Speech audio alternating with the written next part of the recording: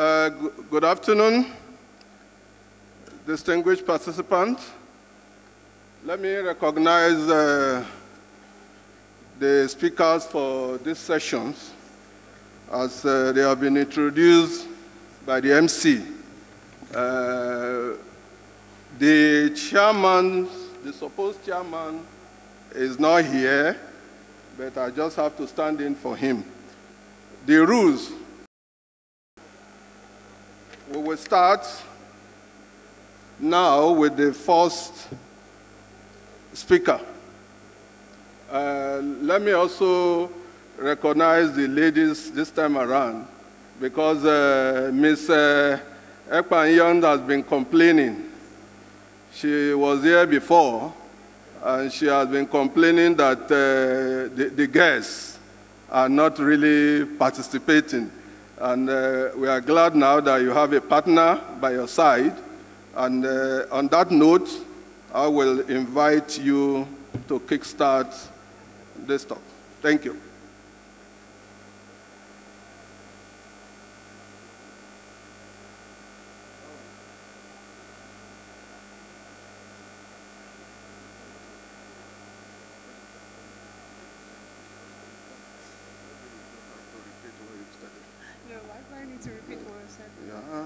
Okay, so what is it about?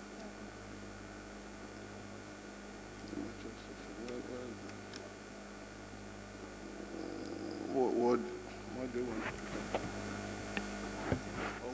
What am I talking about?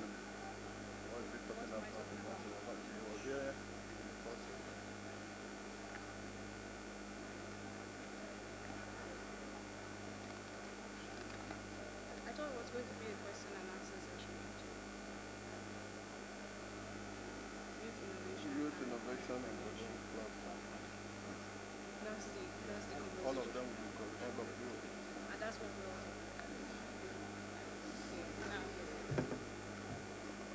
all Okay. Oh, the chairman is here. Okay, the chairman is here now.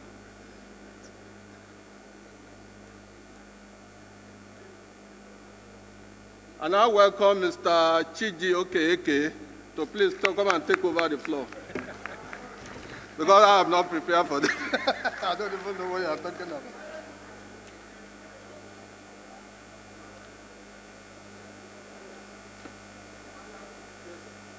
I'm just deputizing for you.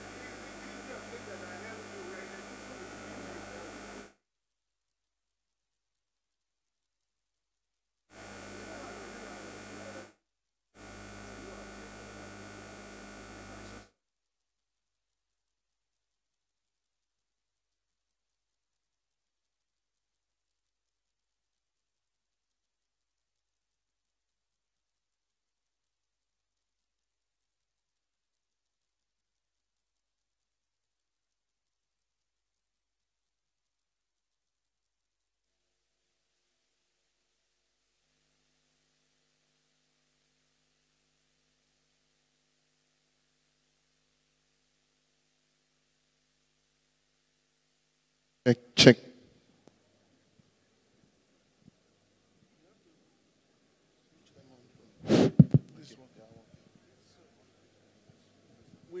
I need to get introduced to you so that I can, please, who is going to introduce them to me so that I know the order I'm going to deal with them? Which are the companies?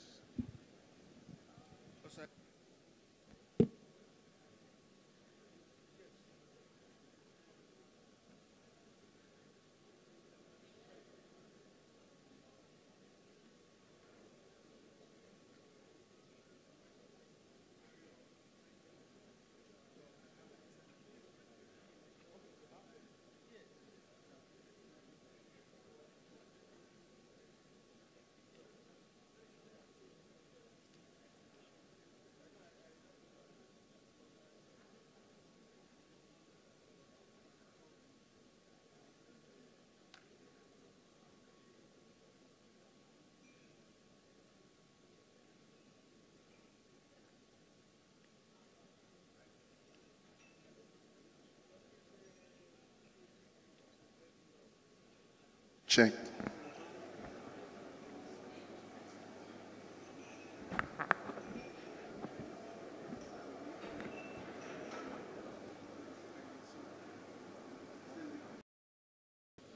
And so I was sucked into a quick meeting, but the good thing is that I'm here with you.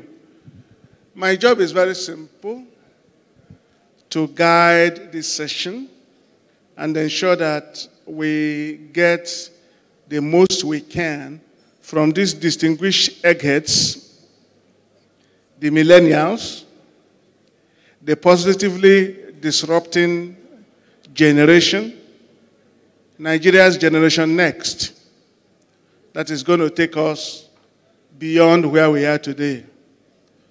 So I am informed that we are talking about innovation, youth innovation. We can't overemphasize it because not only that the youth is the future, the lifeblood of the fourth revolution, the future of IT, ICT is in their hands, but we must enable them. So they're going to come in here one by one to talk to us, but the bad news is that their times have been caught, and each has a maximum of 7 times 60 seconds. A lot of time, 420 seconds to make their pitches. So, without wasting your time further, Michael Ajala of Data Light, you're going to step up there and tell us why we should listen to you. And you've got 7 minutes. Good luck. What's your name here? Please stick your name for me.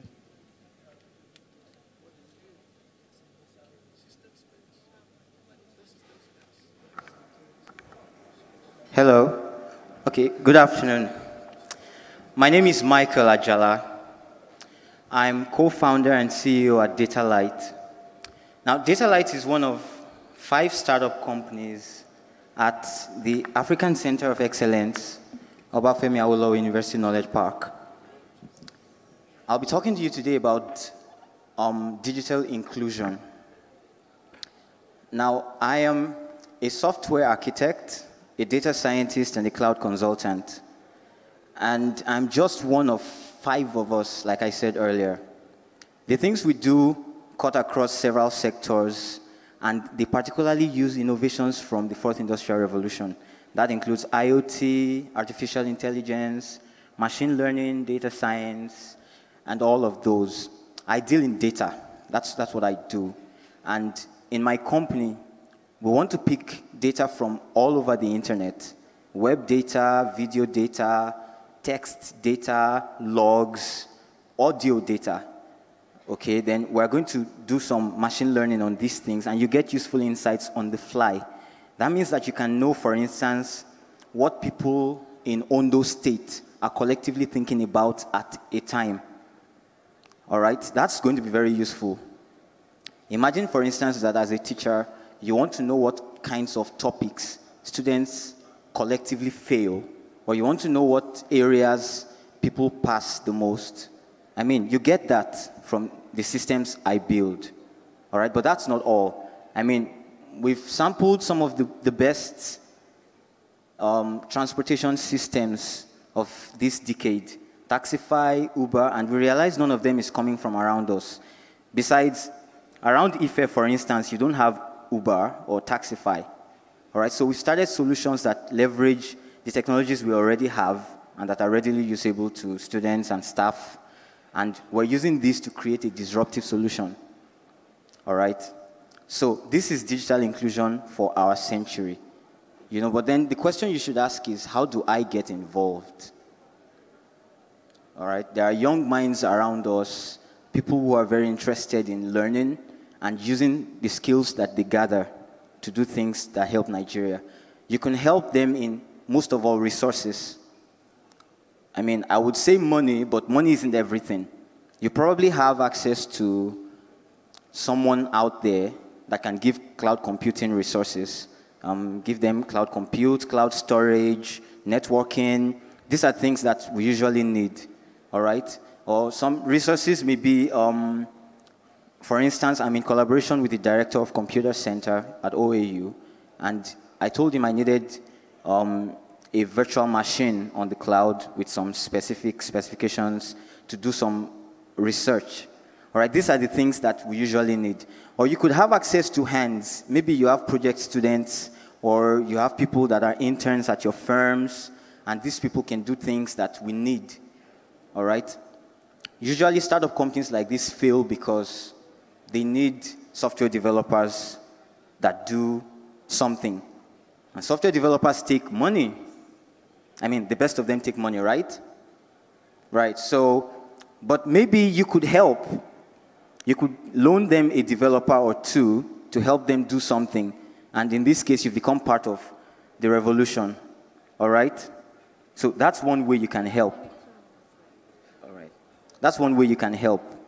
All right. Other ways you can help are to lend your expertise. You want to lend what you learned along the way. I mean, you want to tell startup developers like us the tips and the tricks that you followed and how you stood and struggled and made it past the teething stage. I mean, we're faced with the challenge that there's a possibility startups fail. So you could help us with the things you did that helped you get by. Thank you very much. It's Michael Ajala again. Thank you very much, Michael. Just let me pass this by way of advice. You know, as youths, you are the leading lights. And this is about youth empowerment and innovation. There are people sitting here who are interested in what you're doing. So we would like you to put in more of the personal involvement and experience and let us know where the headwinds are so that we can collectively put our heads together and be aware of the problem. Once a problem or a challenge is, people are aware of it, we are on to the solution.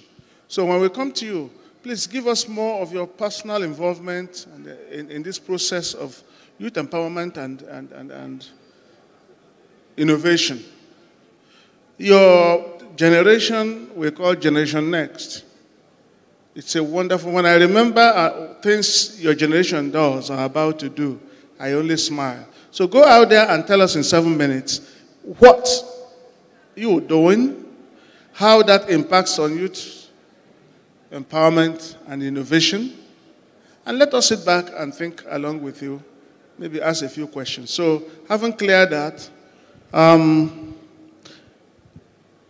very gender friendly. So permit me with the powers that I have temporarily to call in no particular order. So the young lady that redefined who is a girl today, earlier today, I think come in and tell us more on what you are doing. You've got 7 minutes and your time starts right now. Please, a hand of applause for her. Thank you. Thank you. So right now I work, like I said, I work for System Specs, and I work with the reporting aspect of System Specs extensively. That means I'm using a lot of data. Somewhere in there I saw that data, we need to diversify our economy and go away from oil. And like I said earlier, data is the new oil. So I work on reports using the data that I have in our database to create like intelligent reports. I'm taking that further by trying to extend my study into becoming a data scientist that can do a lot better. I noticed that we do not have a central database. One of the presenters earlier said something about us not having a unified data accessibility. So we're not using the data that we got from voters card registration. We're not using the data we got from registering for BVN, for MTN lines, and so on. So what the government can do is create like a data warehouse that is accessible. I don't know if that's already existing. So that data scientists can actually look at, use to build the future. So like my colleague over there was saying, if I have access to data like that, I'm going to be able to build something, at least, say, for example, to capture fraudulent transactions. Like, if I want to notice transactions that are actually fraudulent, I can actually use a pattern, use a model that I've designed, and come up with transactions like that. So we have less and less of internet fraud or fraudulent transactions. We're talking about initiatives that youths or young people have come up with recently. One of them is Farm Crowdy. This is just a platform that allows people to farm without actually going to the farm. So you pay, you buy a slot into it, and they already have like a big farm somewhere where people are farming, and you are investing in it one way or the other, and you're getting value back, which is money in this case. People are also talking about the trust with payments. So since I'm in payment, I'm very passionate about that.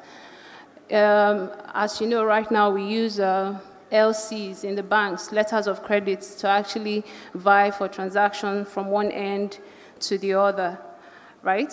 So what we could do is come up with like innovation that will help people pay for things on social media platform or in chat rooms, for instance.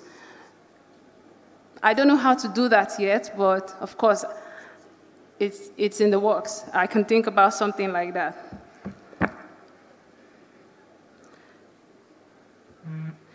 Okay, so I've said that we need central data access to be able to use data to make prediction for the future. I've said that data scientists are actually needed, which is where I'm going into now. So thank you very much.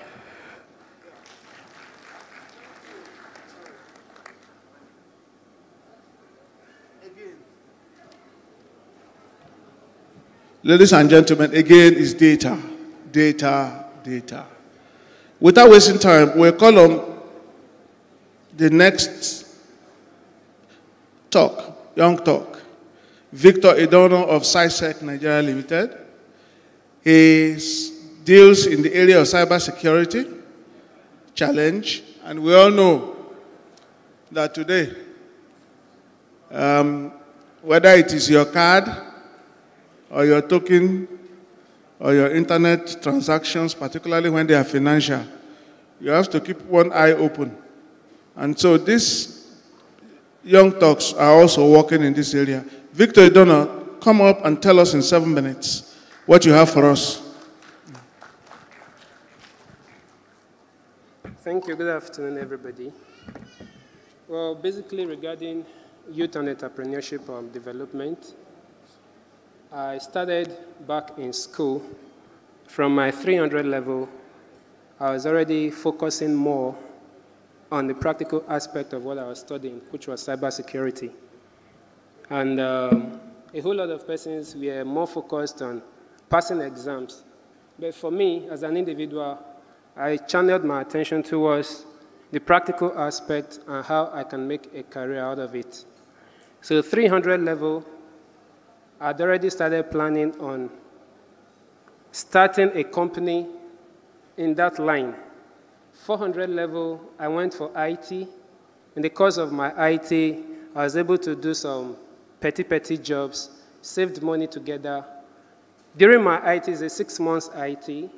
First month, second, third month, I wasn't paid, and I was able to develop a mobile app for the organization in the third month.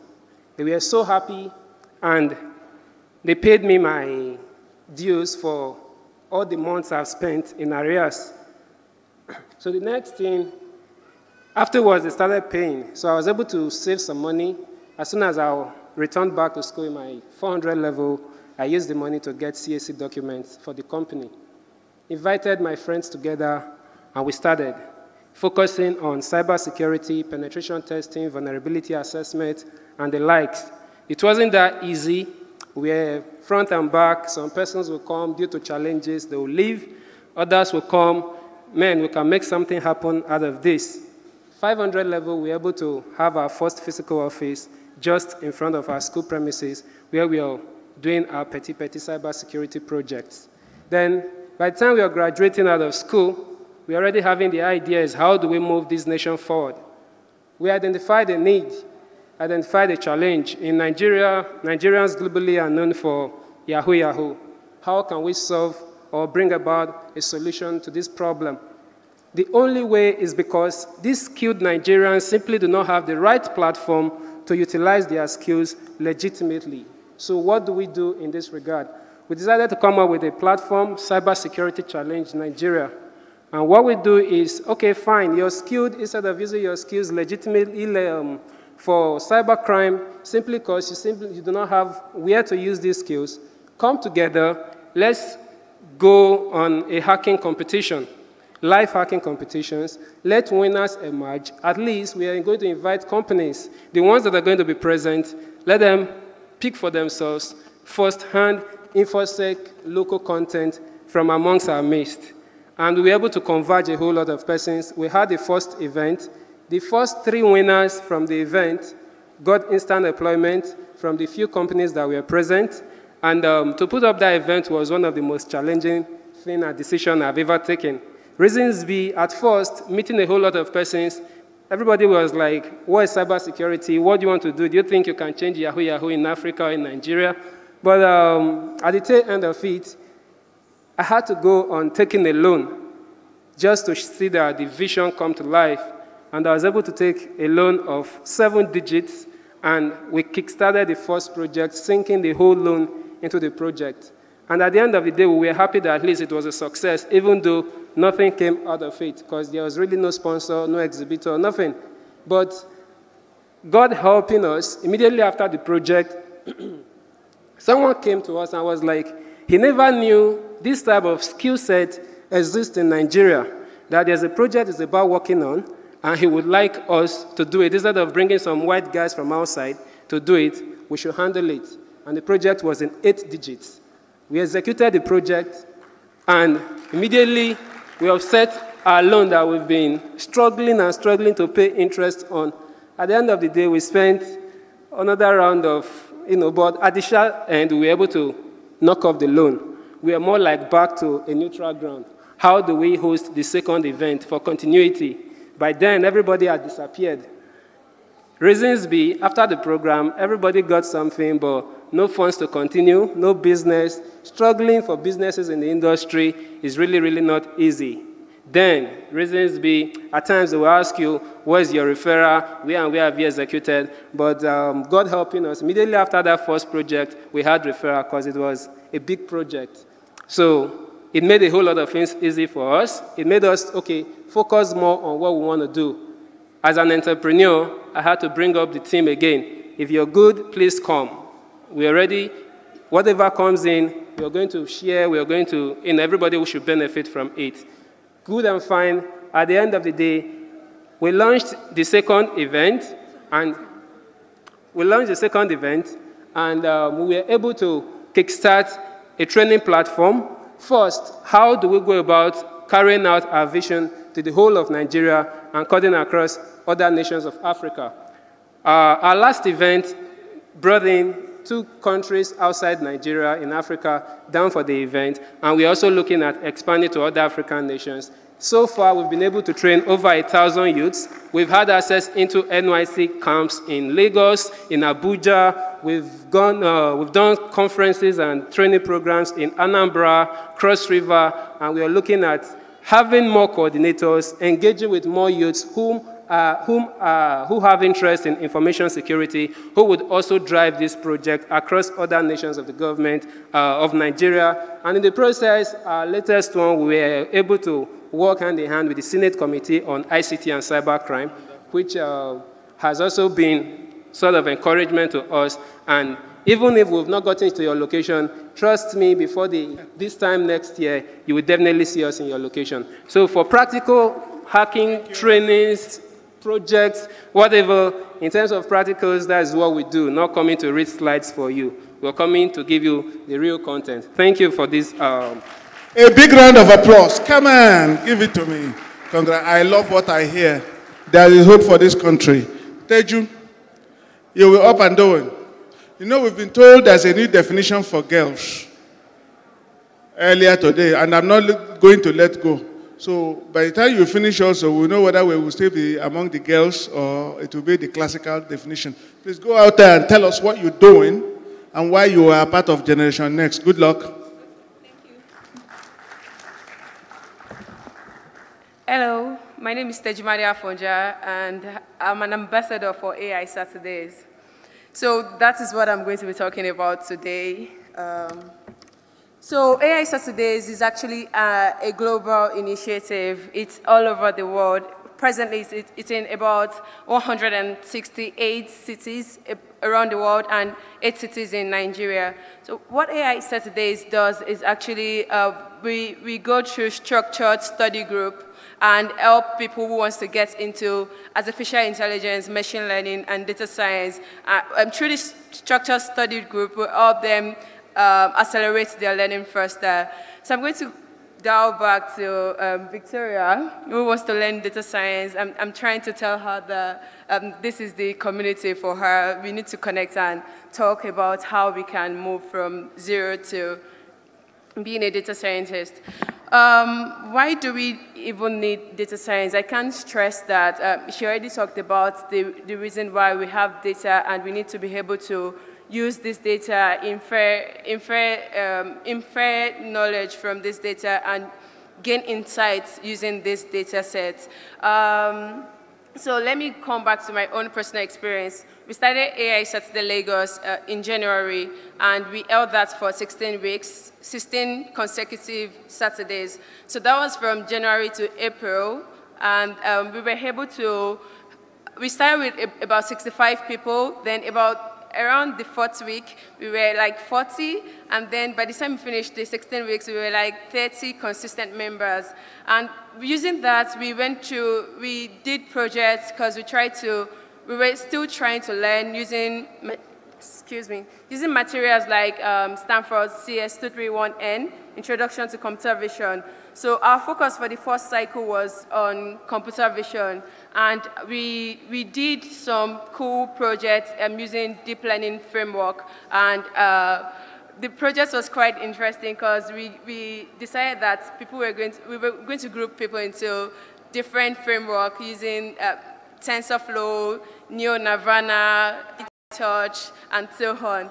So I think in March, make sure that the group wrote a Medium post, which you can check out on AI Saturdays on Medium. Then we talked about our experience, and we were also able to inspire other chapters like AI Saturday in Ogbomoso. They started because they saw the things we were trying to do, and they were very interested in it as well. Kudos to their data science group as well.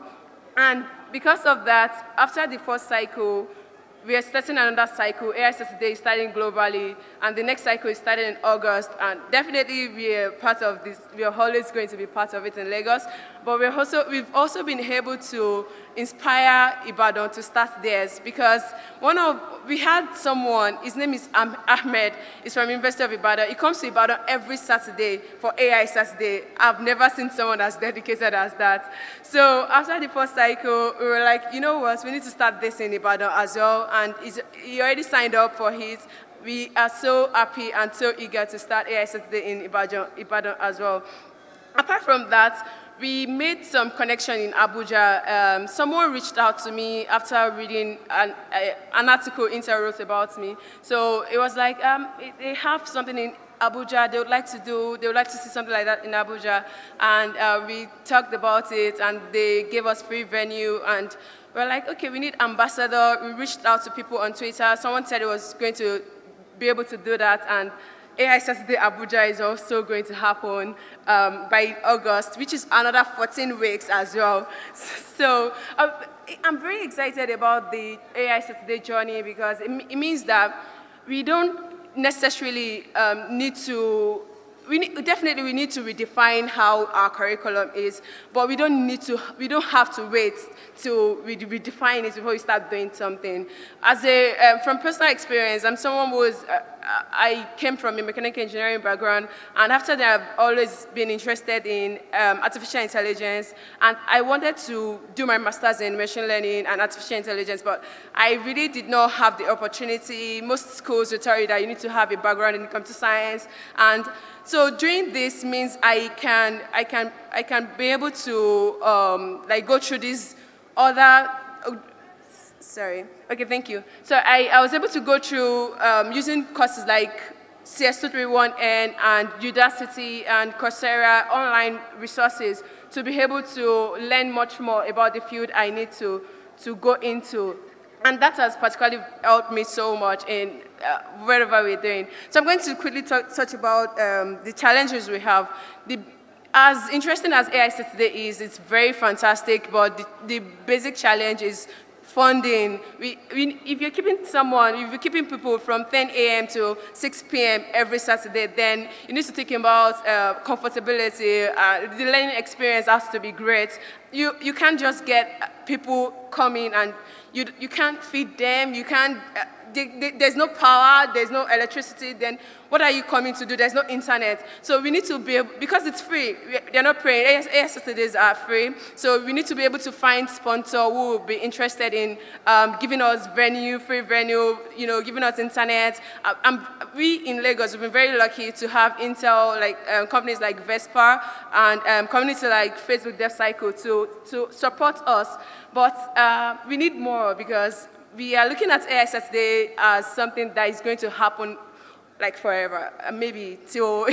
So we need to build AI talent, and because it's very, very scarce.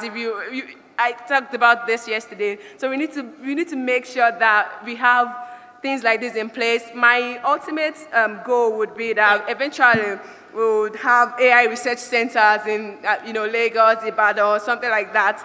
And I know we'll get there, but that's it. Thank you. Thank you, Teju. I wish we had another hour. I will let you talk, because you got the stuff and passion. Thank you. Ladies and gentlemen, a round of applause for her. You see, when you look at these young talks, the millennials and the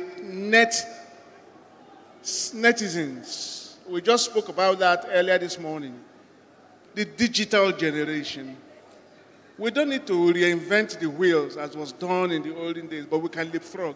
But for us to leapfrog, we need to believe in this generation. We need to believe in Generation Next. We need to guide them. We don't redefine their vision. It is not our business to redefine their mission and vision, but our business is to encourage, guide, mentor, support, so that they can be far bigger than we think we are, and they can put Nigeria solidly in the ICT map. Once again, thank you, Young Talks. Now we come to the big man, the consultant, Mr. Cloud. Go out there and let us know why you are Mr. Cloud. Thank you. 7 minutes. Good afternoon, everyone. My name is Akimade Akintoye. I'm from Cloudware Technologies. I started entrepreneurship quite early. While in secondary school, we buy stuffs and sell it to other students at a higher price. So when I entered the university, I tried to identify some gaps. What are the gaps in the university? What can I do to maybe add more extra pocket money to the one my parents give me? So I bought a printer. I started printing within the hall, and since the first year, I don't have to call my parents to give me funds every month. So at the time, they just forgot about sending funds to me and concentrated on my sisters and other folks. So it's very important for us youth to always identify gaps, to identify problems in the society and try to want to proffer solutions to them. There are a lot of problems. Nigeria is a very challenging country, and there are a lot of challenges. So we can pick different challenges and try to solve each of those challenges. And by the time we engage on a particular challenge, before we know what's happening, it becomes a going concern and it becomes a major thing for us. So I started IT. I studied electrical electronics engineering in Covenant University, Ota, Ogun State. I took interest in IT like 200 level. I started programming, started writing codes, and started reading a lot in that area to the extent that by the time I was in 500 level, I was more interested in ICT than in electrical engineering. So that's where, after school, I started Cloudware Technologies in Ibadan. And since then, we develop applications, we develop softwares.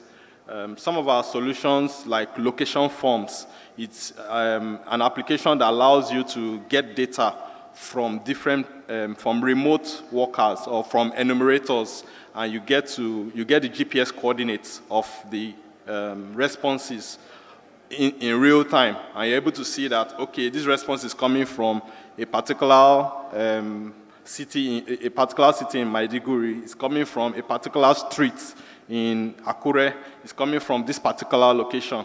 And the solution, after talking about the solution, the Ondo State government was able to use it for to try and calculate poverty scores for people that are about to give palliatives. Like, because they discovered a problem, that the problem was that when they get palliatives to give out to people, very poor people, people that end up getting those palliatives are politicians' friends and their family members and people they know. So we developed a platform for them that allows them to just go to anybody, ask them a set of 10 questions, and they're able to know whether the person is very poor or not. So they set a particular threshold. If you have a poverty score of below, say, 40, you get the palliative. If you have above, you don't get the palliative. So that way, it enabled them efficiently manage the palliative distribution process. And likewise, the US Embassy used it in enumerating in the northern part of Nigeria to get to remote areas where you don't need, because the solution, you don't need internet access. So long as you have the form on your device, all you need is just go to the field and you can get the data, and whenever you have internet, it syncs the responses, and the location of the responses also syncs to the platform. So that's one of the solutions we developed. So the space had been quite challenging, and the challenges has been, one, support. Now, I'm of the opinion that youth in entrepreneurship in Nigeria especially, their greatest challenge is not funding. Their greatest challenge is mentorship and support. If you can get those supports and those mentorship, you see a lot of youth doing a lot of things, even without giving them one naira. So long as you give them support, give them, tell them, okay, since once you can identify they are competent, tell them, oh, wow, go to the MD of this company, tell him about what you do, and just tell him you are from me. Just those little support and encouragement goes a long way in actually helping, rather than just giving funds and giving funds. Funds, by the time you give funds to, they might not spend it very well, and they keep coming back for more. But when you give them the support, they're able to manage and use it properly. Now, so, and the government also has a lot of role to play in encouraging youths by making sure that policy is in place. For example, let's say there's a local content policy, a strong local content policy that allows local firms to actually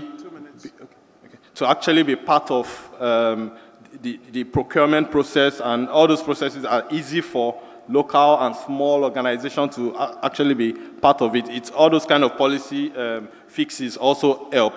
So, and Part of what we do in Cloudware is also training. We do trainings from time to time. We've trained people in Cross River. I think till date, we've trained close to 3,000 people around Nigeria. And a number of those trainings are not for profit. They are like our corporate social responsibility. We just go out there, train students, let them get more interest about technology and the likes. So lastly, in just a minute, there's a new solution we just completed, which is Easy Media Pay. It allows people to book and pay for adverts in traditional media houses from wherever it is they are all over the world. So if you need to place an ad in, say, a radio station, all you need to do is from wherever you are, log into the platform of the user of the station, and you're able to book and pay for the advert, and it gets executed. So all those solutions, all those innovations are products of looking around and seeing the challenges around and trying to find solutions to them. Thank you very much. Please, a big round of applause for Akin. And ladies and gentlemen, if you permit me to look at what we've had from these young techpreneurs, they deserve nothing less from us than to encourage them,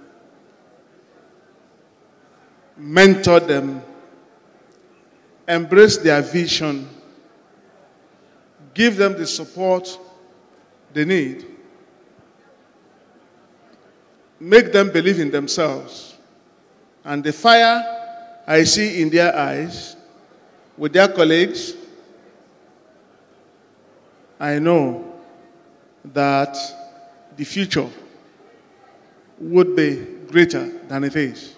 But for time, I would have loved to engage them robustly with some questions I have for clarifications.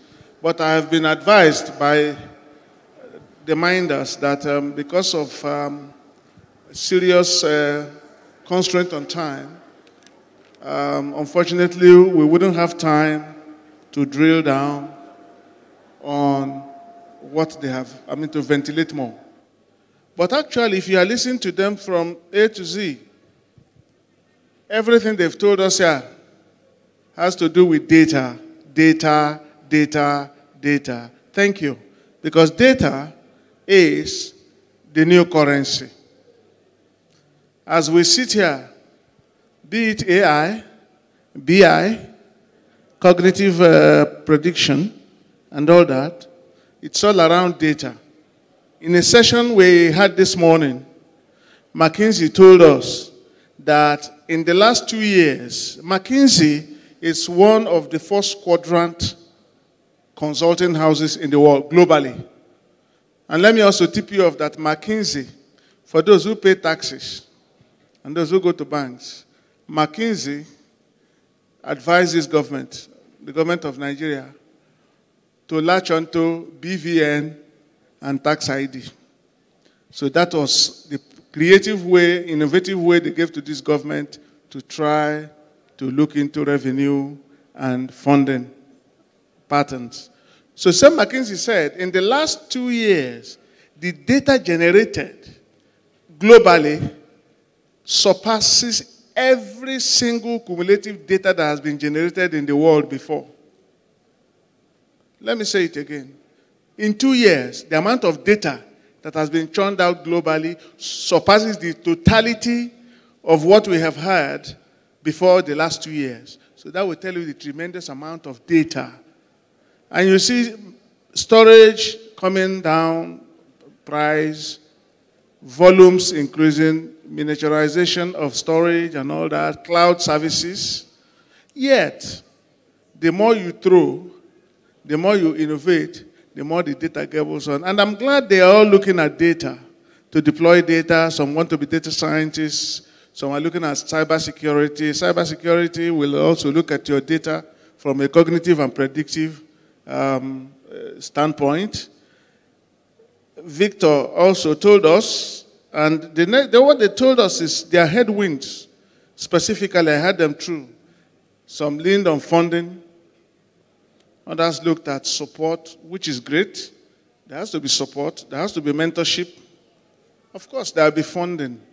The AI Saturday, Lady Teju spoke at length on the headwinds they have on Saturdays. People don't have anything. They are there. No refreshment, no logistics. Or do we call it stomach infrastructure? But they hang on because they believe in their vision. They believe in their mission. My colleagues, I come down to you.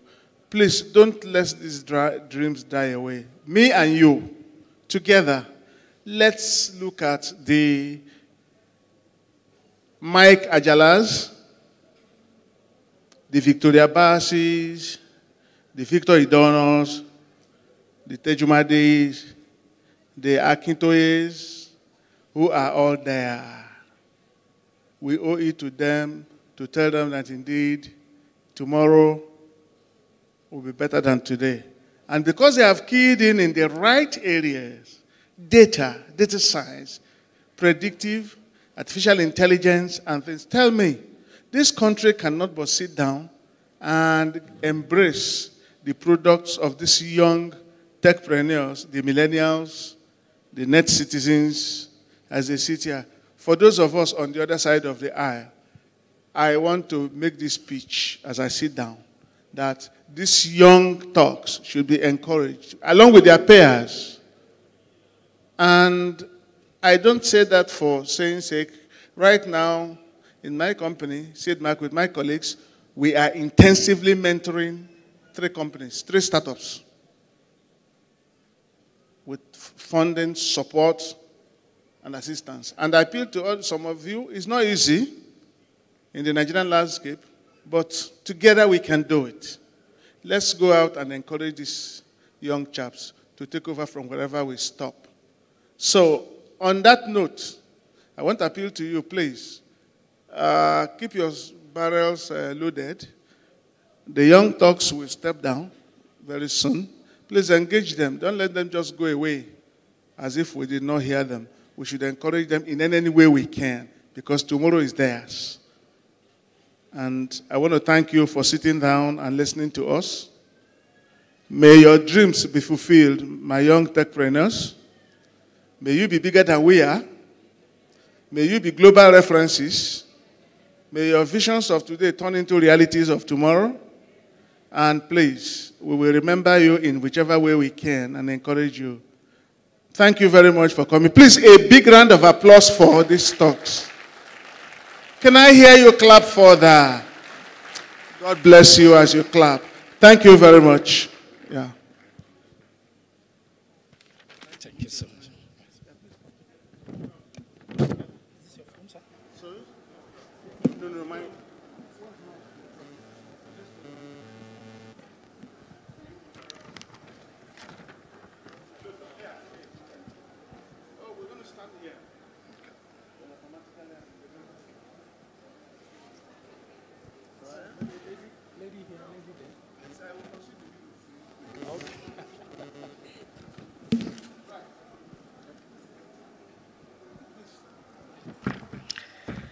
Yeah, thank you, the audience, for the attention you have given to listening to youth innovation and entrepreneurship platforms. Let me thank our discussants too for the thoughts that they have shared with us. Yeah, one of the things that I'm able to take away from the discussion is data, data, data. You can't have enough data, and data is always available everywhere. When you count the number of people that are in this conference, say data. When in your street, maybe there's a junction that maybe you walk or you pass every time, you see something that happens every time, you see the number of people or whatsoever, is a data. So no data is a waste. Let us get data every time because it will be useful one day. Without wasting our time, we are going to the next session now, which is Mentor-Mentee Forum of Nigeria Computer Society. And the nature or the aim of this forum is mentors and mentee connect, to bring those with experience and those that are supposed to learn together. Then mentors provide guidance to someone that is, somebody is more knowledgeable, is providing advice to, guidance to the subordinate. The winners for the competition. Okay. All right, so without wasting much time, I'll call on the discussants for this session, and I'll start with Dr. Chris Iwanena. Dr. Chris Iwanena, is he around? Okay, I'll go with CIS Malik Aliyu. Is he around? Please, if anyone knows where they are, please help us tell them. Dr. Chris Iwanena, then CIS Malik Aliyu. That's mentor angle. Then we have Toyin Oyekule. Toyin Oyekule. Is she around? Please let us give him a round of applause. Let's come. Then Wale Atekoja. Sorry, did I get it? Okay, please come up. Let us encourage him too. Dr. Chris Iwanena and CIS Malik Aliyu. Oh, is there any substitute?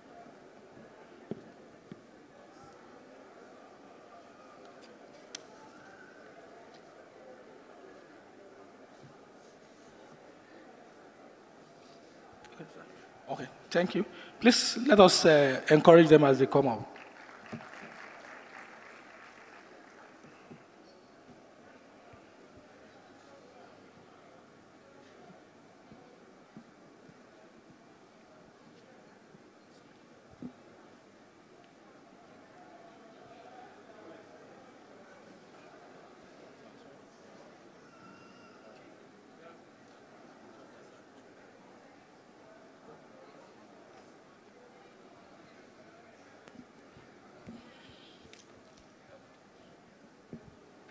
Sorry for the break in transmission as part of the disruption we are talking about.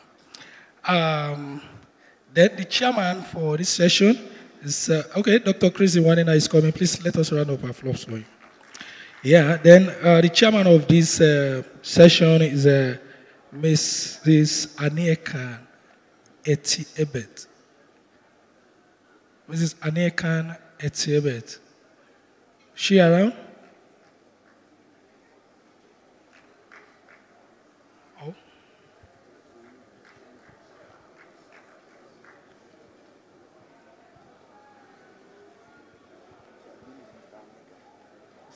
Oh, sorry, please, Mr. Aniekan Etebet.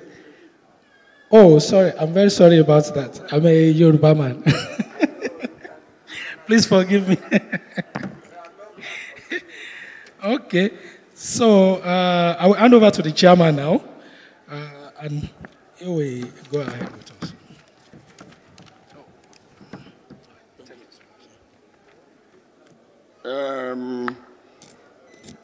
Good afternoon, ladies and gentlemen. First of all, let me appreciate all elders in this forum, especially the provost, who conscripted me to stand in for this. Because this is a mentor-mentee forum. But before I start, I want to really appreciate the young entrepreneurs that just left the platform. And just like the chairman said, we really, really need to guide them. And this is the forum for us to see how to guide those young ones. I don't know whether, because they are two-sided, whether some of them do need mentorship. Again, before I start, I'm not a core IT person. I'm a lawyer. But through mentorship, guidance, advice, I've been able to be a full member of NCS. And then not only that, I think last year or this year, I was honored as a fellow of NCS. So you can imagine a lawyer, what is he doing in a computer environment? To kickstart this, we have seasoned professionals who have been successful in their field and have serious track records in their careers. And they're going to talk about mentorship. And then on the other side, we have those two young entrepreneurs that we equally talk on the other side of the mentees. The sole aim of this forum is the connect between the mentors and the mentees. And in this conference, since we started on Monday or Tuesday, have we been doing that? Have we been mentoring our young ones? Or have the young ones been looking for the elders in the industry?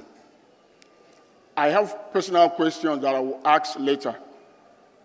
So I'm going to kickstart this by calling on one of our very serious member and elder, a former president of NCS, to open the floor for us to talk about his experience, who he is, and how to mentor these young technologists.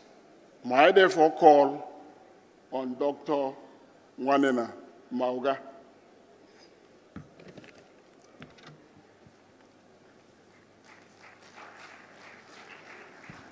What did you say I should do? What did you say I should do? No, to talk about yourself, how you started, how to offer the club, how to be a mentor to the young ones.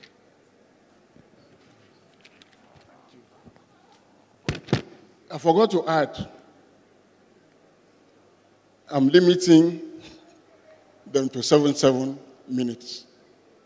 With due respect, sir.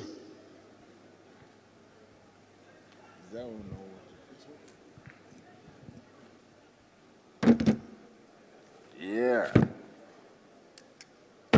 Good evening, ladies and gentlemen. I think it is customary whenever you stand in a place like this to say, to stand on existing protocol. So let me do that.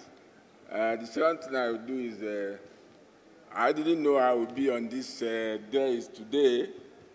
I think why they called me is because there is a program we are now going to run under the College of Fellows of Nigeria Computer Society. We call it Mentorship Program for students of tertiary institutions who are doing computer science in Nigeria. But to begin with, the chairman has said that perhaps the first thing is to introduce myself and to say a few things about what I have done and maybe what qualifies me to be a mentor.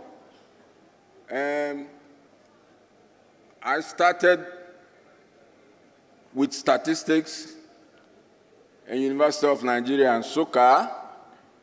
I graduated in statistics.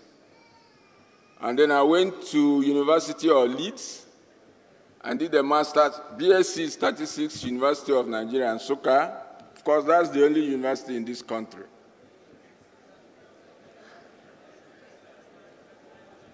Every other thing is university. The only university in Nigeria is the one at Nsukka, and that's where I went to. And I'm happy to say that, happy to stand here to say it. Now, after that, I went to Leeds and did a master's in computer science and operations research. And after my master's in computer science and operations research in Leeds, I went to the University of Sheffield and did a PhD in control engineering. I came back from UK and started computer science program, University of Port Harcourt. And I am very proud to say that when we started, I was the major computer science lecturer. It was then mass computer science.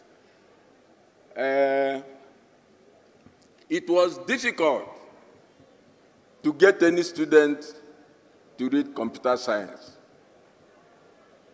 because most people did not know what it was. And this is in 1988. They didn't want to read computer science because then it was math, statistics, computer science. And everybody was afraid of mathematics. In fact, also statistics. At each year, when we admit students, in fact, during the JAMB exams, the number of students that we have on the list for admission will not be more than 10. Just about 10. 10 was the highest number. So what we used to do was we would go to different departments, engineering, medicine, and so on, and then we would pick some of the students that they have not admitted and admit them. When the students come in, they say, we didn't apply to read computer science or mathematics or statistics. I hope they would hope that we will allow them change as soon as 1 year was over. Of course, there's a university regulation that at that time it was 4 point CGPA. If you make it, nobody will stop you from changing to any other course. So if you make 4 points, yes, you can change. If you don't make 4 points, you have to go back home, reapply to come back to the university. Well, we did convince a number of them, and they stayed in the department. In fact, after 1 year, even those, many of them that made 4 points, stayed back in the department. And we just continue building up like that. You come to the department, we have the least number of students in that department, sometimes 20, not more than that, 10, 20, 10, 20. And we continued doing that for a period of 4, 5, 6 years. But the number was then increasing. The number of applicants that were listing or asking to be admitted in the department was increasing. And in fact, by the time I left in the middle 90s, we were then having more than 2,000 students applying. Right now, they have about 5,000 students applying to University of Port Harcourt to read computer science. And of course, within the period, so the 3 departments were demerged: computer science on its own, statistics on its own, and mathematics on its own. I came out to the industry. What I was saying, at that point in time when I was a lecturer, my interest was to make sure that each student had enough grounding in software development. It was a period of MS-DOS. And I was teaching this course called Systems Programming on MS-DOS. And what it consisted of was partly assembly language on 8084. If you remember, Intel was the processor that came in, and it was the first that hit the microcomputer industry. And they used Intel 8084. Microsoft used Intel 8084 in the PCXT. I don't know how many of you here were born by that time. The first hardware that, the first, well, okay, let me not go deep down into the story. I thought the chairman wanted me to trace a little bit of my own background, and that's where I was going. But let me not go into that more. What I should then tell you is that we have, in Nigeria Computer Society, the College of Fellows, headed by Provost Professor Nike Ostofiso, who is currently also in the university. I'm now in the industry, who is currently also in the university, has noticed that there's some degree of interest in students reading computer science wanting to do something in the area of software development. And we set up a committee on mentorship to help go to the universities and bring back the interest in software development. Most students are now wanting to do networking, but networking, like you know, is now being more automated using cloud. So there isn't a lot of jobs there now. Most of the jobs are in software development. So in the mentorship program, Nigeria Computer Society is going to tertiary institutions in the country. We will have to cover the 6 geopolitical zones. And we will have resource persons comprising both academics and industry, with more interest in those in the industry, to bring back students to have interest in software development. And we have emphasized that we use a number of new languages for that, and we have positioned Python to be the language that we will use to do the mentorship. So that's as much as what I will say about that for now. The program will start as soon as we are ready. But Nigeria Computer Society is making it a very primary program, and we are going to spend more time and energy trying to use it to bring back the interest of students into software development and not just networking, because software development is where the job is, or where the jobs are. Maybe I'll come out later when people have spoken, when the source persons have spoken, to come and tell you a few more things about what we intend to do. Thank you very much.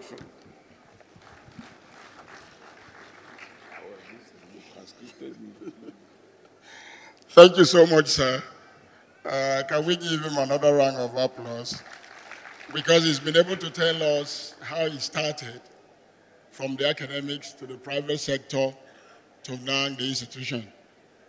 And this time around, we want to hear from the man from the public sector, who he is, how he started, how he came to this level. But I want to add that this session is very, very informal and interactive. So there's going to be a time for us to throw questions at the mentors, and then they will throw back to you, especially to the mentees. Mine and call on Malik Aliyu to share his interest too on this forum. Thank you.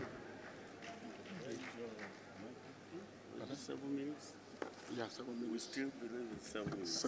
7 minutes. Thank you.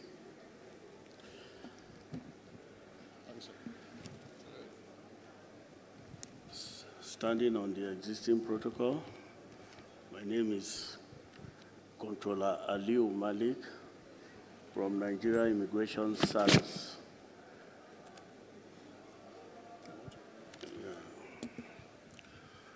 It's my privilege. I was informed this morning that I need to be part of this forum.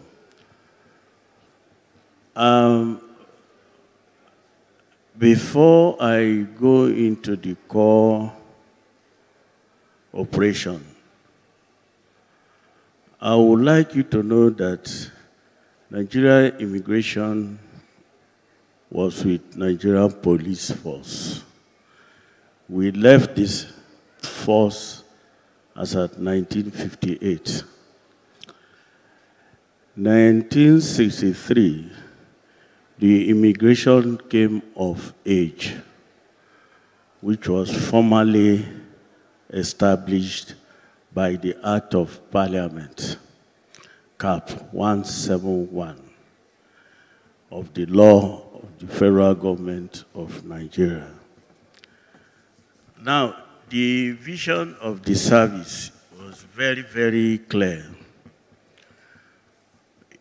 to be a modern, effective, and efficient immigration officers, manned by well-trained and motivated workforce, to equally strengthen the security and prosperity of Nigeria through a very sound, proactive, effective, and efficient border management.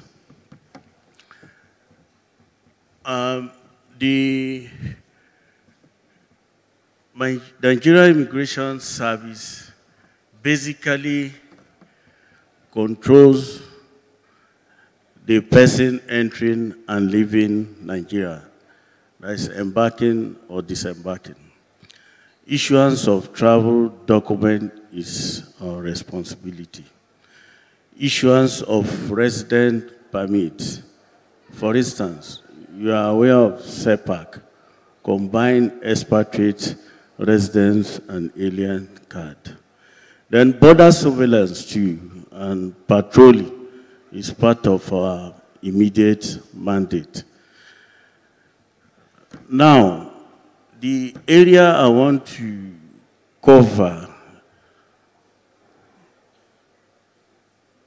are very sound areas that you need to know. It is, for this forum, it is important. I actually, as at 2007, you are aware we launched our e-passport by the former president, in the person of Olusegun Obasanjo. And as at that time, the vision of the service was to strike and go digital.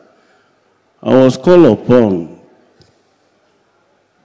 I never knew, so maybe just going through the nominal role. You saw Aliu Malik, computer science, come down to headquarters. That is how I came to headquarters up to today. I was given the privilege to go and write a proposal on e-passports in the present immigration system, which we came up and migrating from the MRP, machine readable passport, to electronic passport, which was launched by the then president. Since then, the essence is to curb fraud. You could agree with me, before, somebody can have 11 passports or 20 passports. It is not visible now. Before, you could do proxy passport. You carry your picture, embedded in passport. It is not possible now. Before, you could have your minor endorsed in your passport. It is not done now. Everything is on electronic platform. I will not waste your time much. At the same time, while we were trying to go complete digital, immediately we knew there was challenge. That was why immediately we computerized all the international airports. MMIA, as you know, if you are a frequent traveler, we have what we call e-pass, electronic passenger registration system. What does it do? Immediately, if you are traveling, the passport have to be scanned through the scanner with the system. It's a robust system that is mapped with the central database in Abuja. If you like, if you carry fake passport, you'll be flagged. If you carry fake visa, you'll be flagged. Let me go expand more. We equally, at this, okay, that's all right. I have 2 minutes more. But I need to tell you that the system is so computerized that even the expatriate resident permit, once issued, you could check from your phone, know my SEPAC status. We are already preparing for APIS, Advanced Passenger Information System. What does it do? This is connected to the Interpol all over the world. Finally, immigration has volume of data. MMIA in Lagos alone have over 80,000 passengers in a week. Now, the vision of the service is that by the time we synchronize our database with other MDS, we should be able to key in very well with the APIs. The ecosystem is on now. We are looking at how we synchronize how we integrate with NIMSI and other relevant agencies. For now, there's what we call ecosystem. 8-digit that should be used by all the MDAs. Right from the NIS now, if you come, we were thinking by January we should start with NIN, demanding for NIN for your passport. The moment you come, if you cannot get your NIN, we'll be able to, we have interface that will be able to get your NIN from NIMSI database. In short, we cannot be left behind. We started the e-passport in the whole Africa. And it is good to know that Nigeria is the first member of ICAO board meeting. The chairman is the Controller General of Immigration. So we generate the CSCA that will be linked with other databases all over the world. Well, I don't have enough time, but one thing is basic. The vision of the present administration, I heard somebody talking about local content. That's very good. The president just launched it, and already we are looking for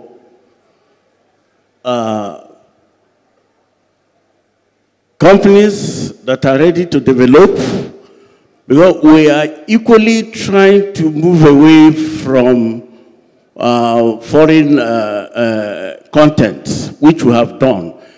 Finally, the Aka Ibiam International Airport, I personally handle the IT structure, infrastructure at that airport. It is very important for you to know we never use our service providers for that installation. The same thing in Lagos here. So we are moving. Thank you very much. Thank you so much, Mr. Malik Aliyu. That is from the public sector, a well-groomed professional in immigration.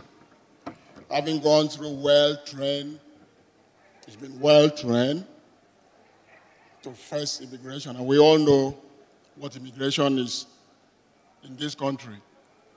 One of the most regulated force to check our border.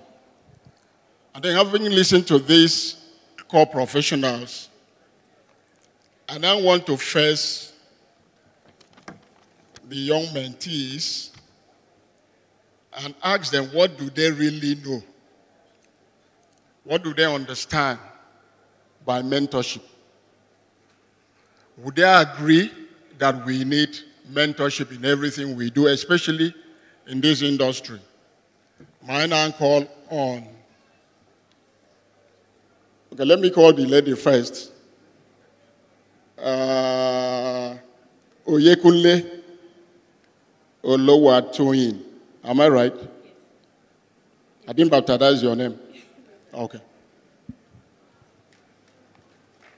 Good afternoon. Please encourage them. Thank you very much. I'm Oluwatoyin Oyekunle. I'm currently a lecturer at the Federal Polytechnic of Oil and Gas, Bonny Island, Rivers State. I have been serving as a full-time lecturer for close to a year now, after serving as an adjunct for 2 years. So I'm still a very young lecturer. And as as I am a young lecturer, just as with other young lecturers in the audience today, we really need mentors. But why do we need mentors? When we see experienced lecturers, we see them as career goals, people who want to be in the future, in few years from when we see these are experienced professionals and lecturers. So we really need their guidance, because we have what they've achieved as goals in the future. But without their direction, it might be difficult for us to achieve these goals. So that's the essence of this forum. We really need mentors. And I hope I, as a young lecturer, and other young lecturers in the audience, would be encouraged to get mentors and try to find out 1 or 2 things on what we can do to get mentors and how mentors can guide us to achieve our goals. Thank you. Thank you very much, Oluwatoyin. That's a true confession.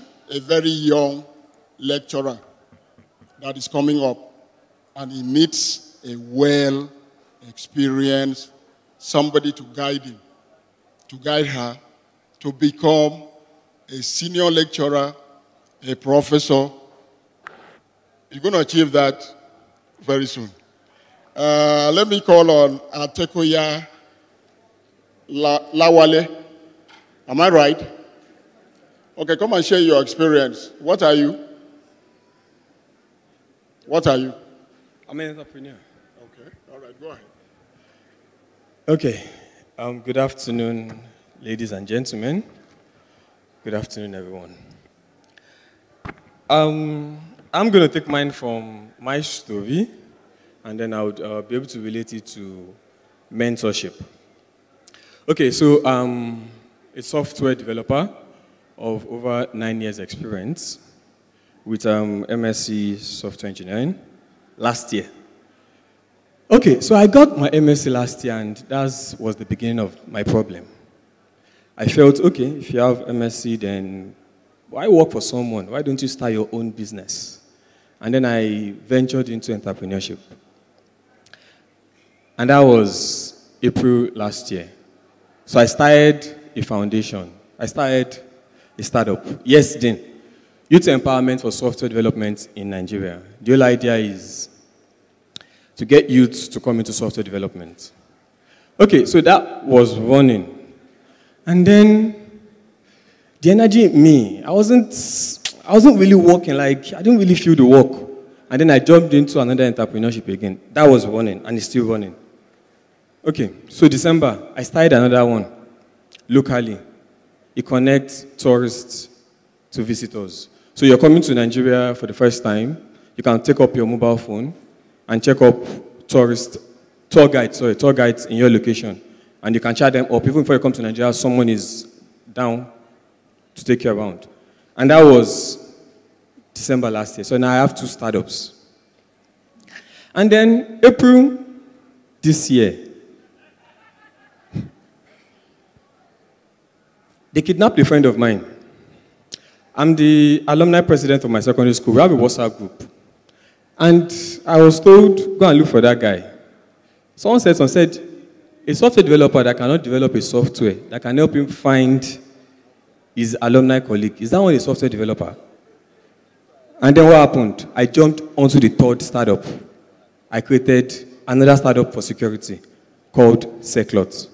So what does that mean? I have 3 startups I'm running between last year and this year. The energy, I feel yes, I can write codes, I can develop, I jumped into everything. Now I'm in a dilemma because 24 hours is no more enough for me. That's a big problem. But I'll take us through the Seclot story because if I have a chance to pitch it, I'll pitch it. So what's Seclot? It's a distress notification platform.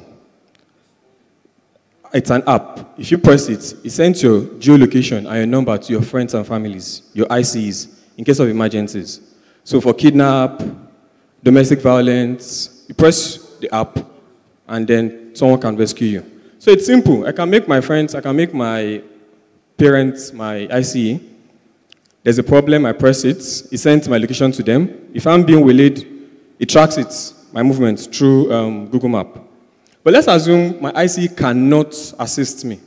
So what happens? In case of emergency cannot assist me. He can do a red alert from his own end, and it goes to the security agencies that are closest to my location.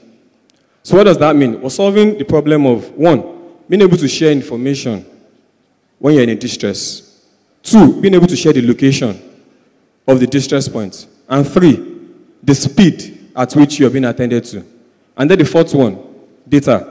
Over time, we'll be able to gather data of all threat-related issues. So now, I need mentorship. Now, this is it. For me, I think I need more than one mentor right now. And let me define those mentors. The first one, technology mentor, yeah. I write codes, but the rate at which new programming languages come up every day, it's really crazy. And I don't know. I need someone to tell me, okay, this is what you focus on. Not you're learning .NET today, you're learning React tomorrow, you're learning this. That's a big problem. Now let's assume I solved that. What's the next problem? I've developed the app. We need to make the app really go far. So what happens? I need someone I can talk to in the political space. Someone that I can just go and knock on the door and they'll say, that's my boy. Ensure that your MD is using it. So what does that mean? I need a political mentor. That's another mentor I need. Yeah. Now the 3rd one, let's assume that is sorted. Then the aspect of the finance, let's assume they're bringing in the money. We have the money, yes, we're happy. It's normal for us to spend the money, to just waylay the money. But I need someone, a financial mentor, to tell me, guy, don't touch that money. That's not meant for you to go and groove on a Friday night. So that means a financial mentor, again, is needed. I don't know, I might still be confusing everybody and myself, but please, that's why we're here, for someone to assist me. And then the 4th one, a spiritual mentor. Yes, to pray. When I'm doing, hello, Joe, help this boy. Let him be sure that he's following the right path. 2 minutes, no problem. And then the 5th one, that's the final one, don't worry, that's the final one. Focus mentor. So entrepreneurship / focus mentor, so that you're actually focusing on something and you're following it through. Because I'm sure now if someone comes again to another challenge and tell me that can you write the code, I'll say yes. And then I might get deviated into that. So that's my story. Let me just leave it for now. Thank you very much, everyone.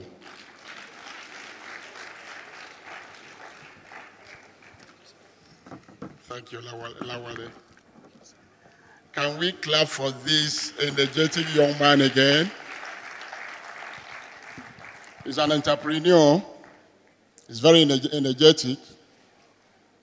He has defined what he wants. the areas that he's looking for. And having listened to the four of them, we can now agree totally that in this industry, in this society, there's need for mentorship. No matter how brilliant you are, even if you have all the money on earth, you need that guidance. And having listened to the seasoned professionals, and then listen to the young ones, the sole aim of this forum, like I said earlier, is the connect. To provide guidance to someone, to give some knowledgeable advice from his or her experience. But I remember we used to have an iconic musician in this country called Fela, and he sang a song, "Teacher, don't teach me nonsense." So I'm going to ask Dr. Wanena now, sir, what makes a good mentor? What are the essential ingredients of mentorship? And I'm very sure it's going to it's going to teach us on this, so that when we leave this place, even me, I'm still looking for mentors.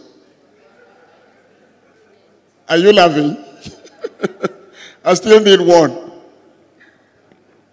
So your time now.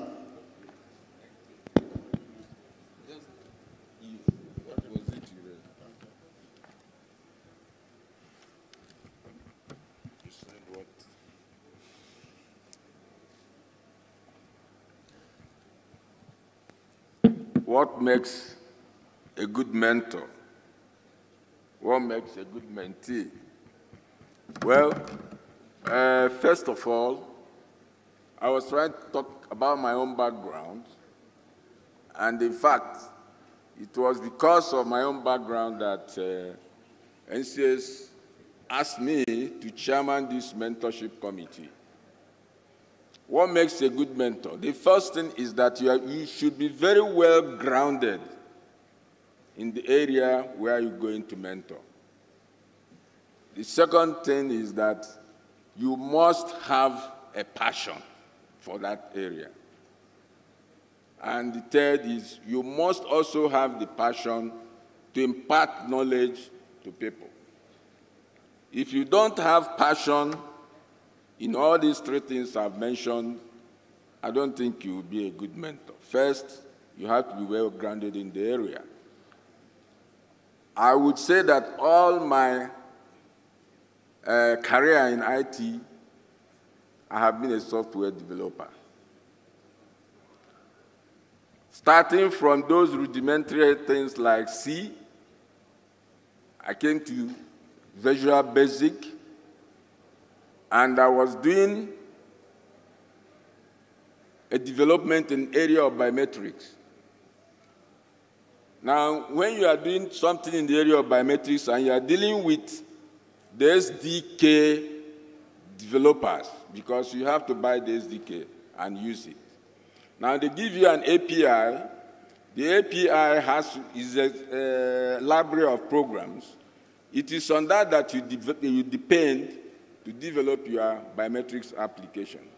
So when I was doing VB, one day I just said, let me try C#. And when I tried the C#, I found that the functionalities in the C# library was much more than in the VBNet. So I called them and said, why? The functionalities I see in the C# are more than in the VBNet. And they told me the VBNet is just the translation from the C#. In other words, the VBNet functionalities is less or less because it's just a translation from the C#. And from that day, I dropped VB and started C#.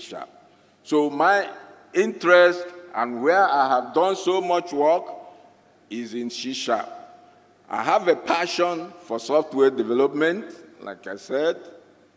I have a passion to impart knowledge. Having come from academia into industry, my passion in academia has now gone to a passion in industry. And when you get that together, I think you have a good breed. You have somebody that is well-bred to mentor other people. So, but about mentees, well, just like I think somebody was telling us today, something has to excite you to be able to learn something, to learn. If you don't have the urge to learn, nobody will be able to mentor you. So the mentee should also have passion to learn something.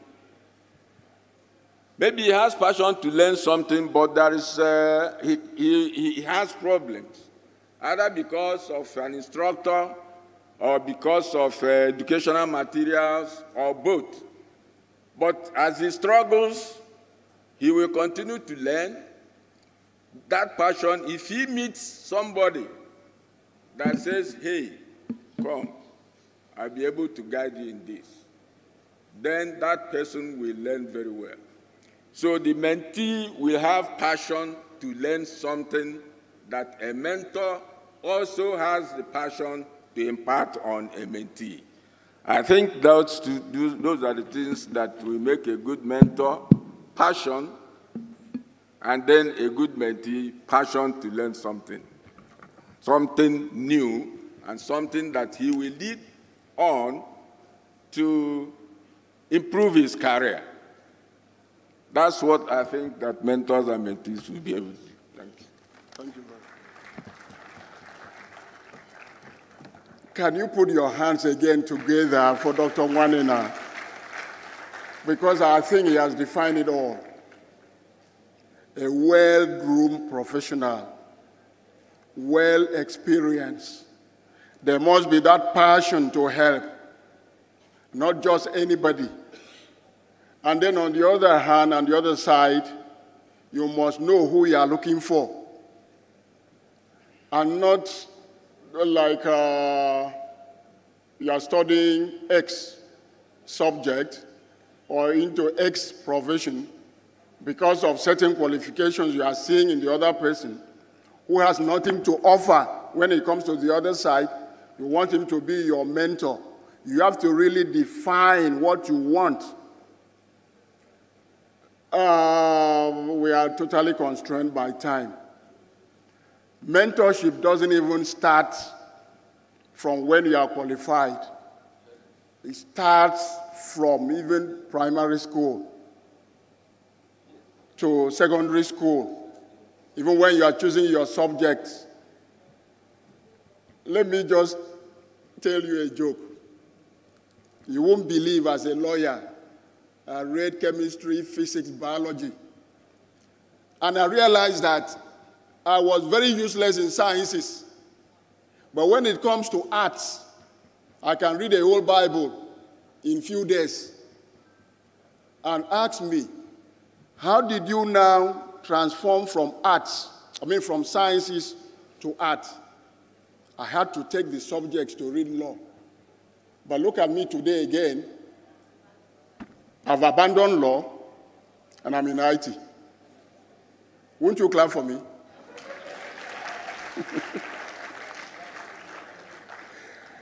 We have a few minutes, about 10 minutes. Like I said, it's an interactive session. I'm going to open now the floor. If you have any question, or you have anything to add from what you've already heard, I need three questions or 3 discussions or anything you want to add, but 3 people, because I've been asked that in the next 5 or 10 minutes we are leaving this place. Yes, there's a hand there. There's a hand there. Any other one? Back there, 2 men. I want a lady. Where? There's a lady there? Okay. So let me start with this one in the middle. Good afternoon, all. Yes, I want to ask, it looks simple, but I think if we get the answer, it will help us.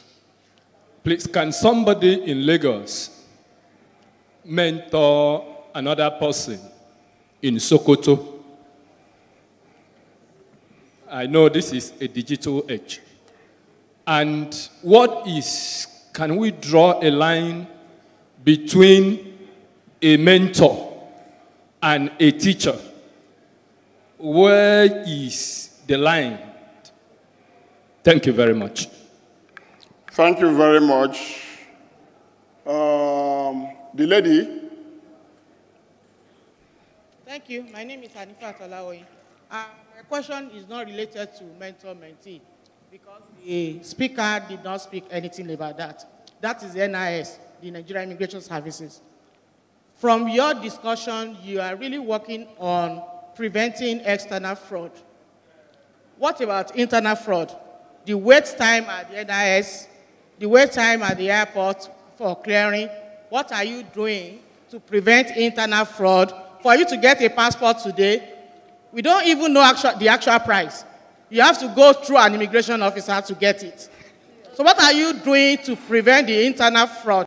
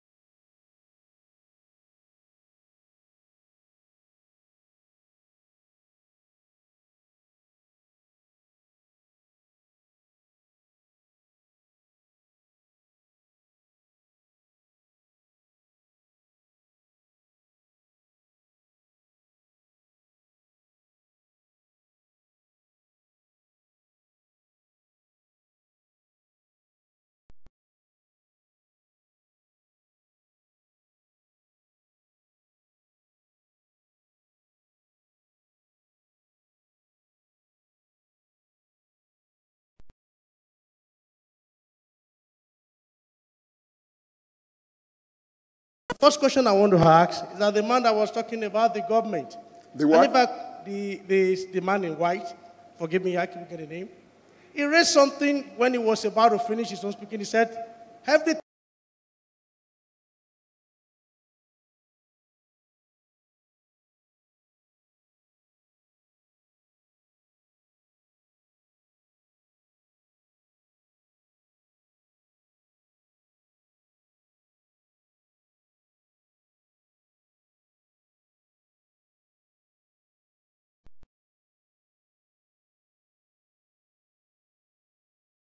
Like a forum like this, but an online forum where the digital age, people that are looking for information, or not until we come for conference that we now have of this. We can have a digital platform where we have the mentor and the mentee comes together. You have any question, not only you go to Google, you could have a localized systems where all of us can be able to mentor one another, and at the end of the day, we can come as a team to make impact in this nation. Thank you. Thank you very much. Let me start with that last question. I think if you had listened very well, Dr. Nwene and I had spoke about that when he was doing his own presentation, about what the NCS, the society, is trying to do. But I will leave him just a minute or two for him to clarify that issue. He even mentioned what the provost of the College of Fellows are doing. And I know for sure that something is happening in NCS about that, sir. Could you just enlighten just 1 minute on that, on the platform for NCS, you know, to enlighten people on mentorship? Okay, let me take the question. What's the difference between teaching and mentorship? I think somebody asked that question. Yes, as a teacher. As a teacher, well, there may not be much difference, except that one is more rigorous than the other. A teacher will come to, for example, you go to the lecture room and you give your lecture and go home. I mean, I was a lecturer at University of Port Harcourt. But when you go to mentorship, you want to make sure that the person you are mentoring is able to understand what you spend more time making sure that that person understands you, because you have a passion in you to get something into somebody, and that person has a passion to learn. If he's in the classroom, you come to your classroom and deliver a lecture. It might be just even a lecture where so many of the students are not interested in that course, but they have to do it because the regulation, the university or whatever says they must do it.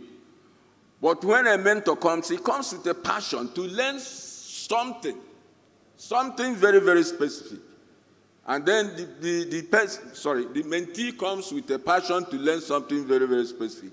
And the mentor has a passion to impart that on the person. So I think that is a very good difference between the two. The other one I have talked about, that NCS has set up a committee to try to mentor students in tertiary institutions on area of software development. Now, the reason why we feel we want to do that is because we have noticed some labs in that area. We noticed that students no longer like software development. So how can we help to get them to begin to like software development? And what is the reason? The reason is because we found out that that is where the jobs are. But students are frightened of it. So we want to introduce that to bring up their interest again. And we are going to use persons who are very well grounded in software development and who also have the passion to get students to learn. The way we are going to do it is not on the internet. It's going to be physical. And we are going to have 6 zonal mentorship centers where we are going to do the mentorship program. And we are going to make sure that the students that come, we tell the universities we know, because if we say we are going to do this, it's only students that are interested that will come. Those that are not interested will never come. But what we will do will be such that those who come will not regret coming to do it. And we will give prizes to the students, we give examinations, or we give programming exercises. It will not be just tutorial, it's not teaching. We will ask the students to develop some application using a particular database management system. It wouldn't be learning syntax and semantics. It will be a hands-on program that will enable a student develop some measure of whatever, even if it's a small application. That is our aim. Thank you very much. Thank you so much. That is from the teacher. You know what? You cannot stop the, the provost from saying something. But, madam, I want to add a question in addition to what you want to say. Now, there's a question here from the young lady that there are some challenges. For instance, the mentors are too busy. They don't have time. And therefore, they get frustrated. And then probably may be forced to look for another one. How can we cope that? And then I want you to add that question that was asked. Can somebody mentor somebody, for instance, in Lagos, in Sokoto? Of course. So I want you to do that. Well, I would like to, where Dr. Nwanena has stopped. You see, this mentorship thing is going to go further. You know, some of you are familiar with Fulbright scholars. We are going to create NCS scholars from these students. And not only mentoring them to be able to program alone, even to the point of becoming entrepreneur. in that, whichever area they choose to be. Because the essence of that program, I will tell you, is to make you better than us. So that you will succeed more than we did. So that there will be progress in Nigeria. That was the essence of the whole thing. And for the mentors being busy, being very, very busy, let me tell you something. Anything you have passion for, you will always find time for it. But I'm also going to talk to the mentee too. Don't expect the mentor to have time for you when you think you are ready. Because sometimes when you, ordinary even students, when you supervise them, for months they disappear. Then the week they appear, they want you to do their work now. So it's going to be a two-way traffic.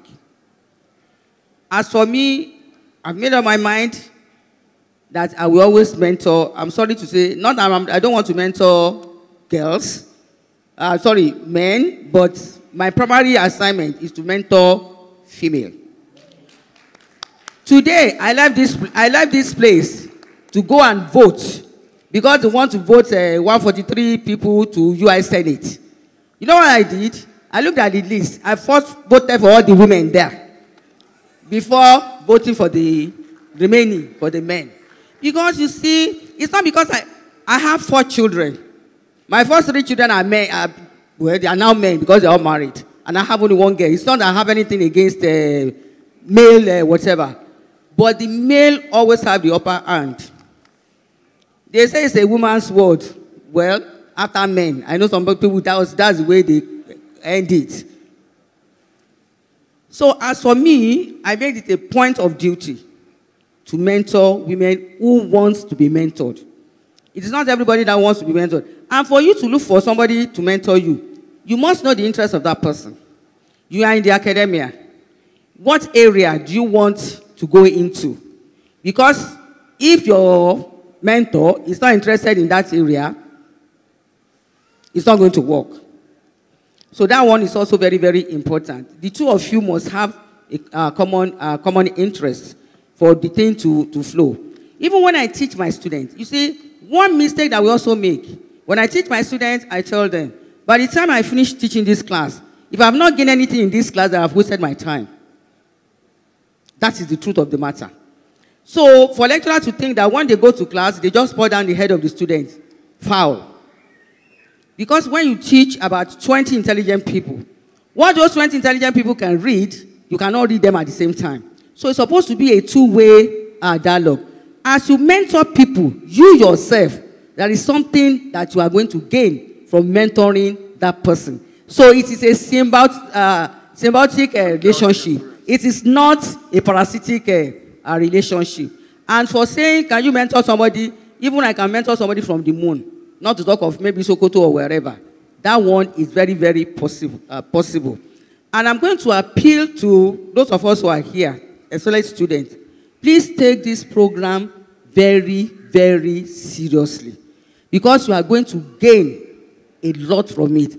We are starting with software development. It's going to go beyond software development in future. It is something that we want to sustain. And I tell people, we are fellows. There must be something we give back to the society. And that is one way of giving back to the society. Thank you very much. I just want to use this opportunity to thank the provost. I think he has completely summarized this evening session for us. Thank you, ma. And there's a suggestion just came here, particularly to the provost and Dr. Wanena, that I suggest that a platform should be created that would capture NCS academic professionals' names, area of specialization, etc., to enable the young ones choose a mentor in line with their desired area of specialization. I totally concur with this. Thank you very much. May I use this opportunity to thank, another one is here. I think the mentorship forum in tertiary institutions should start in secondary school. I had already said that, because most students just venture into the universities and never have interest. They should have before seeking admission into the university. That's over to you, Ma. That's over to Dr. Wanena. Let me use this man is heckling me up. May I use this opportunity to thank Dr. Wanena, a thorough professional and a teacher. Thank you so much, sir. And then Malik Aliyo from the public sector. I'm sorry, sir, there's no time for you to answer the question. She may see you later. And then the young Otokoya Lawale Oyekunle Oluwatoyin. Thank you so much, and God bless all of us in Jesus' name.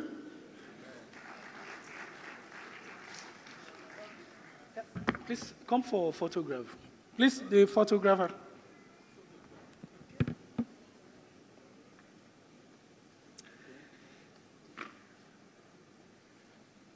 Yeah, the chairman has thanked the discussants. So let me use the opportunity to thank the chairman and you, the audience, that have listened to them. Thank you very much. Quickly, within 5 minutes, I'll call what's it? The CSEC to come for the announcement of the people that won the award.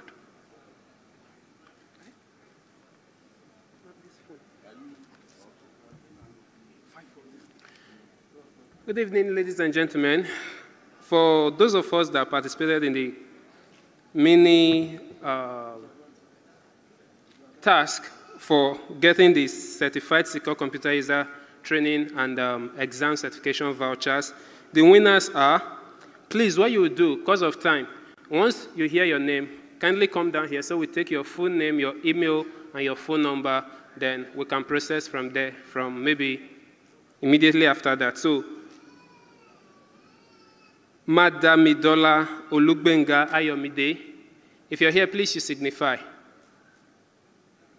Next is Wellfield at Runix. Okay, let me just call the Twitter handles. At Runix, at Kemisi, Kimsi, Keemcc. That is Laisisi Akim. Then Bukola Onoshoge, Bukituke. If you're here, please signify. Abdulafiz Irekiola. We have BS King David. We have 7th April photos. We have Adeola, Adeoye, Omoba. Then we have Cynthia 54526170. So just a quick recap on them. Number 1 is at Holamide. Number 2 is Ronix. Number 3 is Lasisi. Number 4, Bukola. Number 5, Abdulafiz. Number 6, BS King David. Number 7, 7th April photos. Number 8, David Yako. That is David Yako. Then number 9, Adeoye. And the final one, Cynthia. Thank you. Oh. Thank you so much, and it's good to announce to you that I'm one of the winners. Please round up applause for me now. Yeah, thank you very much for your patience. Please, we quickly go to the breakup sessions now. We have 3 groups, and Group A, we go to the Aganga Hall. Just when you go out like this, the hall is by your left. And the Group B, they are Group B, that is all B, they are upstairs where the fellows have their dinner, their lunch. Then Group C will be inside this hall. And for Group A, what they have is broadband for all, digital literacy, knowledge, culture, and human capital development. Then Group B, which is in the upstairs, that's cyber security, awareness, threat protection, and digital rights. Then the third group is youth innovation and entrepreneurship platform. Please, anyone that you choose to participate in, please let us move. The C, all C is this place, which is Youth Innovation and Entrepreneurship Platform. Then the group B, all B, that's upstairs. Cybersecurity, awareness, threat protection, and digital rights.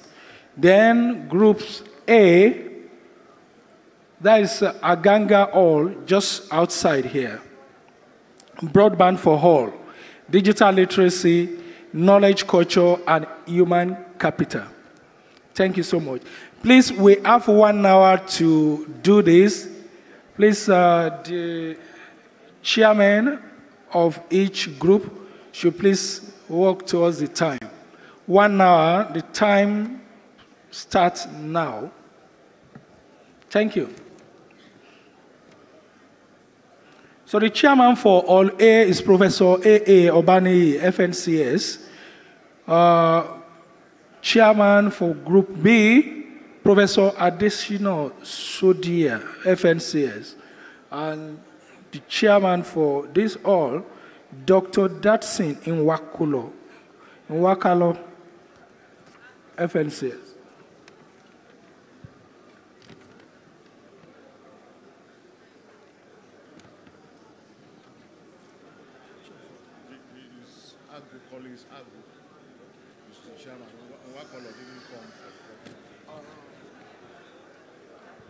Okay, for this all here, all C, the chairman is replaced with Mr. Agu Collins. Agu Collins. Please, we are expecting you here, sir.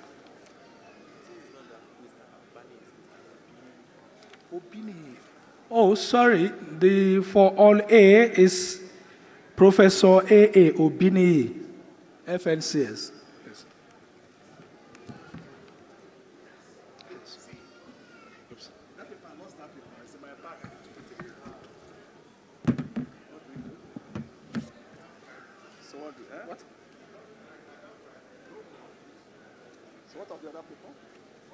Which one is that?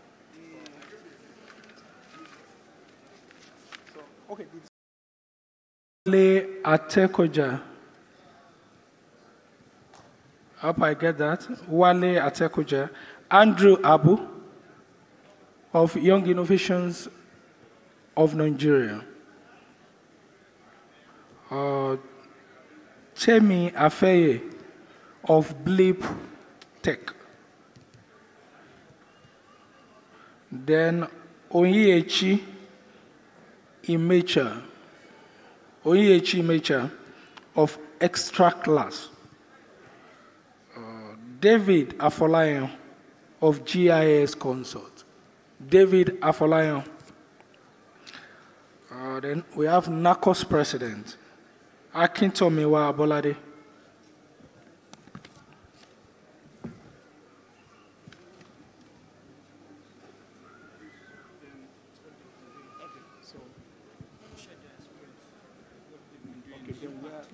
Welcome.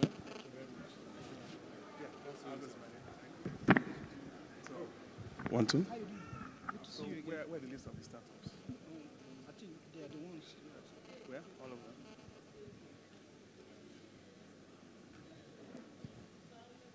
So are we all completed? Is she not joining us?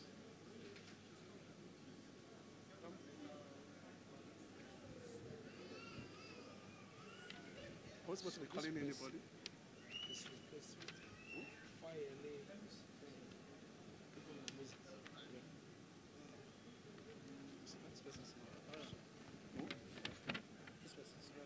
Okay, just sit. I think they'll just introduce themselves one by one for people to know. Okay? I think I have this one. Let this one just sit and do our.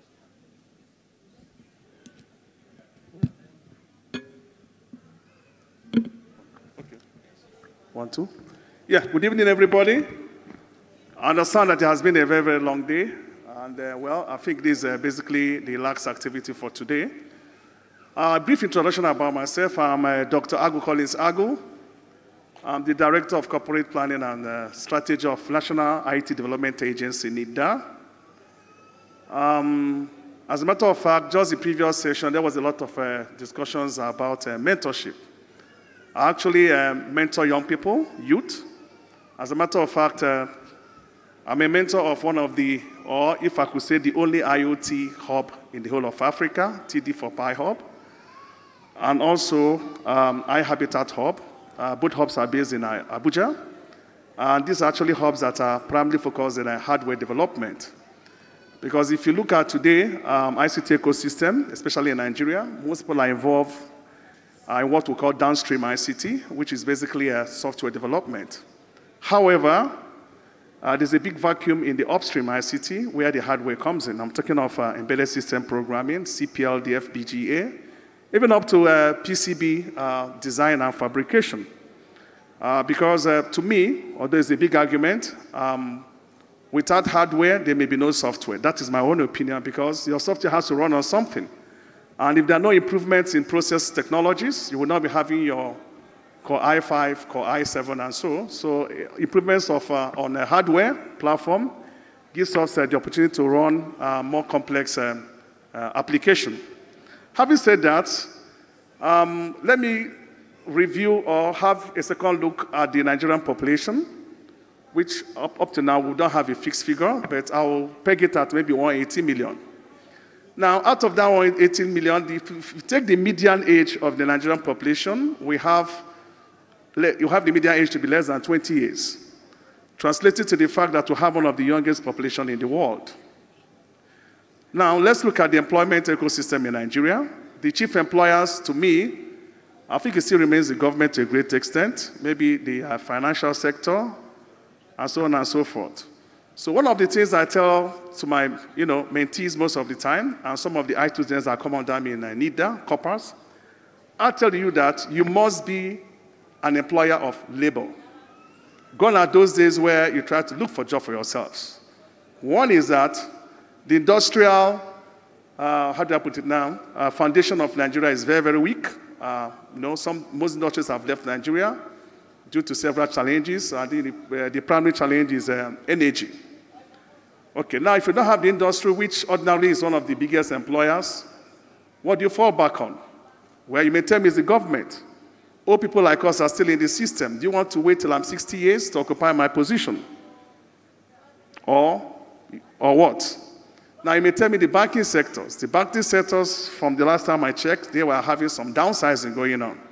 So at the end of the day, the question is, do you want to look for a job for 5 years, 10 years? So that is where innovation comes in, and that is where creativity and thinking out of the box come. Now, we can't just start creating. There's need to have some basic understanding of a certain technology, especially what we call the building blocks of such a technology. And again, being able to identify some problems, because there's a saying that goes, wherever there are challenges, there are opportunities. Today, in this part of the world, we have numerous challenges where solutions can be developed. In the developed world, there's hardly anything you can come up with, basically. Now, I feel that it is very, very important for us to pay attention to our youth, especially from the, very, very tender age, because I believe in what we call catch them young philosophy. When we're talking of digital literacy, how do we make sure that they're exposed to computer at an early age? Part of the solutions or proposals I made in the past is we should go back right to UBEC, our Universal Basic Education, which falls under the UBEC, where from primary school, we should try to digitize some of these books that are given out as intervention. Needless to mention some of the challenges involved with such books, things like non-durability of the books, and sometimes the books they find themselves in the market, the book are found in the marketplace. If such books are digitized, put in a ruggedized tablet, at an early age, a kid is already used to computing because you're forced to use things like tablets. Not only that, you could have other little applications like the Scratch programming, which most of us must have heard of. We have Scratch for Kids. We start building a basic foundation. So the moment you start at that early age, just the way kids play with telephone, if I paid attention, when kids use phone, they start learning how to use it. So why can't we translate the same thing to, to the educational system where we introduce some of these tablets that are very, very affordable now, especially if they're in Android platform. Now, secondly, Nigeria is a religious nation, but how do I put it now? Well, I have to be careful here a bit, not to get into trouble. I feel that, we could actually take advantage of the fact that most of us are religious. Why is that important? Because most of us go to church every Sunday. Most of us go to mosque every Friday.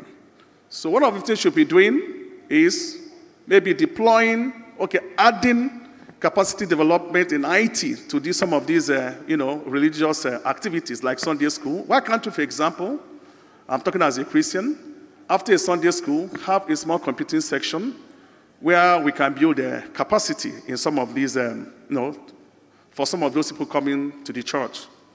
Or why can't we take our women and train them in such area in the churches or mosque? Why this is important is that people always come to such places as a routine. For example, when you empower a woman, it becomes a chain reaction. Women are very good at bringing up kids. If you empower a woman in software development or hardware development, they easily transfer the knowledge to the younger ones. So you may have like 5 kids, all of them could be actually programming. Now, I will say a little bit of some of the activities we are doing in NIDA to promote innovation and entrepreneurship before I make the introduction of the panel members. In NIDA, we realized long ago that for Nigeria to move forward, for us to drive the knowledge economy, we must really take advantage of our population. As a matter of fact, population should be an advantage. Just the way it is to India today, they make more profit from their outsourcing than we make in our whole crude export. We launched an office called Office of ICT Innovation and Entrepreneurship, which their primary duty is to help commercialize innovative products, especially focused primarily on the ICT sector. Now, I'm looking at the time, so before I go further, I will really ask my colleagues over here, microphone to him, please. So can you just introduce yourself, tell us your background, tell us what you're doing, and maybe possibly share a little bit of experience, then we can continue from there. Please, carry on. Okay, my name is Fayele Moses Olukoya. My name is Fayele Moses Olukoya. I studied computer engineering in my ND and the same thing in my BSc. So I started coding when a teacher of mine in secondary school introduced me to Fortran, just by showing us some tricks using some algorithms. Then immediately after showing us those tricks, he introduced us to Fortran, and that's where I got my beginning in coding, though I've been used to computers before. So in my polytechnic days, I met with one of the technical staff that introduced me to embedded systems. So from there, I started learning, though most of the learning were done on my own. And it's not like now when we have off-the-shelf products like Arduino, Raspberry Pi, and sorts of things like that. So, well, I basically learned everything I know on my own. So right now, what I do is I run a company, IntelliFarms. It's one of the 5 companies that were created by African Center of Excellence. And what we basically do is we build IoT devices that will be used to improve the lives of the local people. Because we found out that if we try to compete with the companies outside Nigeria, they have more resources, they have more financial, so we found out that they are going to crush us down with every power they have. But since we are the one living in Nigeria, we know our problems, we know what we need, so we actually develop solutions for ourselves. Okay, what else? Yeah. Are you true? Yes. Thank you. I think I'm really, really very impressed with this because, it's very, very rare to see people that are involved in upstream ICT, which are, cleverly up to. One is that the competition in upstream ICT is non-existent in Nigeria. Compared to software where everybody is doing software. Sometimes I wonder what they want to surprise us with now. I'm not saying that software is not good, but people keep mentioning software, forgetting that hardware is also an important component when it comes to ICT, especially as you mentioned the IoT. If you look at the IoT, I think I mentioned this previously, the three components of IoT are what we call the three C's: computation, control, connectivity. Your computation is your software development. Your control is embedded system where you have to talk to sensors. Yeah. And then your connectivity is your networking, absolutely. So these are some of the basic skills that are needed. I was listening to the previous session. Somebody mentioned about networking. I think it was Professor Wanena, that networking is actually not paid, because I think I quite agree with him. Because if you check the evolution of the ICT realm, before I had the A+ certification, where everybody rushed to be a PC technician, it was paying well. The next one had the CCNA, everybody rushed into there. But at the end of the day, you have to work for somebody. So I believe and I feel that in Nigeria today, we should develop young people, in areas where they don't need to work for people to earn a living, especially in Nigeria here. Areas where they can be self-employable. Example is like the embedded system you're doing. You develop a product, maybe a development board also.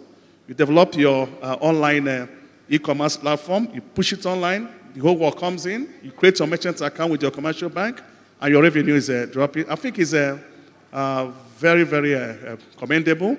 I don't know if you have heard about the OIE. Some of the events leader hosts like Startup Friday, Startup Nigeria as well, which are regional. I think it's very important to pay attention to some of these websites. This year, October, we'll be taking some young people to Dubai, GITEX, Gulf Information Technology, IT exhibition, where people that are shortlisted through competition, we give them international visibility where they can get VCs and also angels to invest into their product. Thank you very much. It's quite commendable. So please, can we hear from you? All right. Good evening, everyone. My name is Bolade Akintomewa Mayowa, the NACO's national president.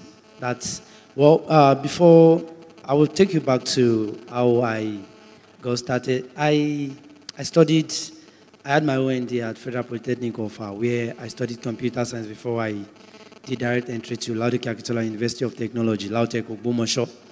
And I'm also passionate. I was passionate about, before I started programming, about software development.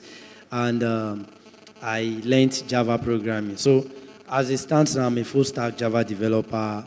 I developed desktop, all the architectures, desktop application, mobile applications, and web applications.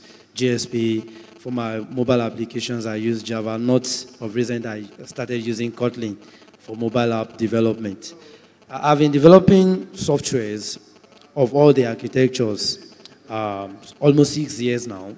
And my experience span across all the architectures, just like I said. And this has helped me as an individual when I joined the association when I was in Polytechnic. I have attended a lot of national conferences, software summits, where a platform, an enabling environment is created for individuals to showcase their potentials.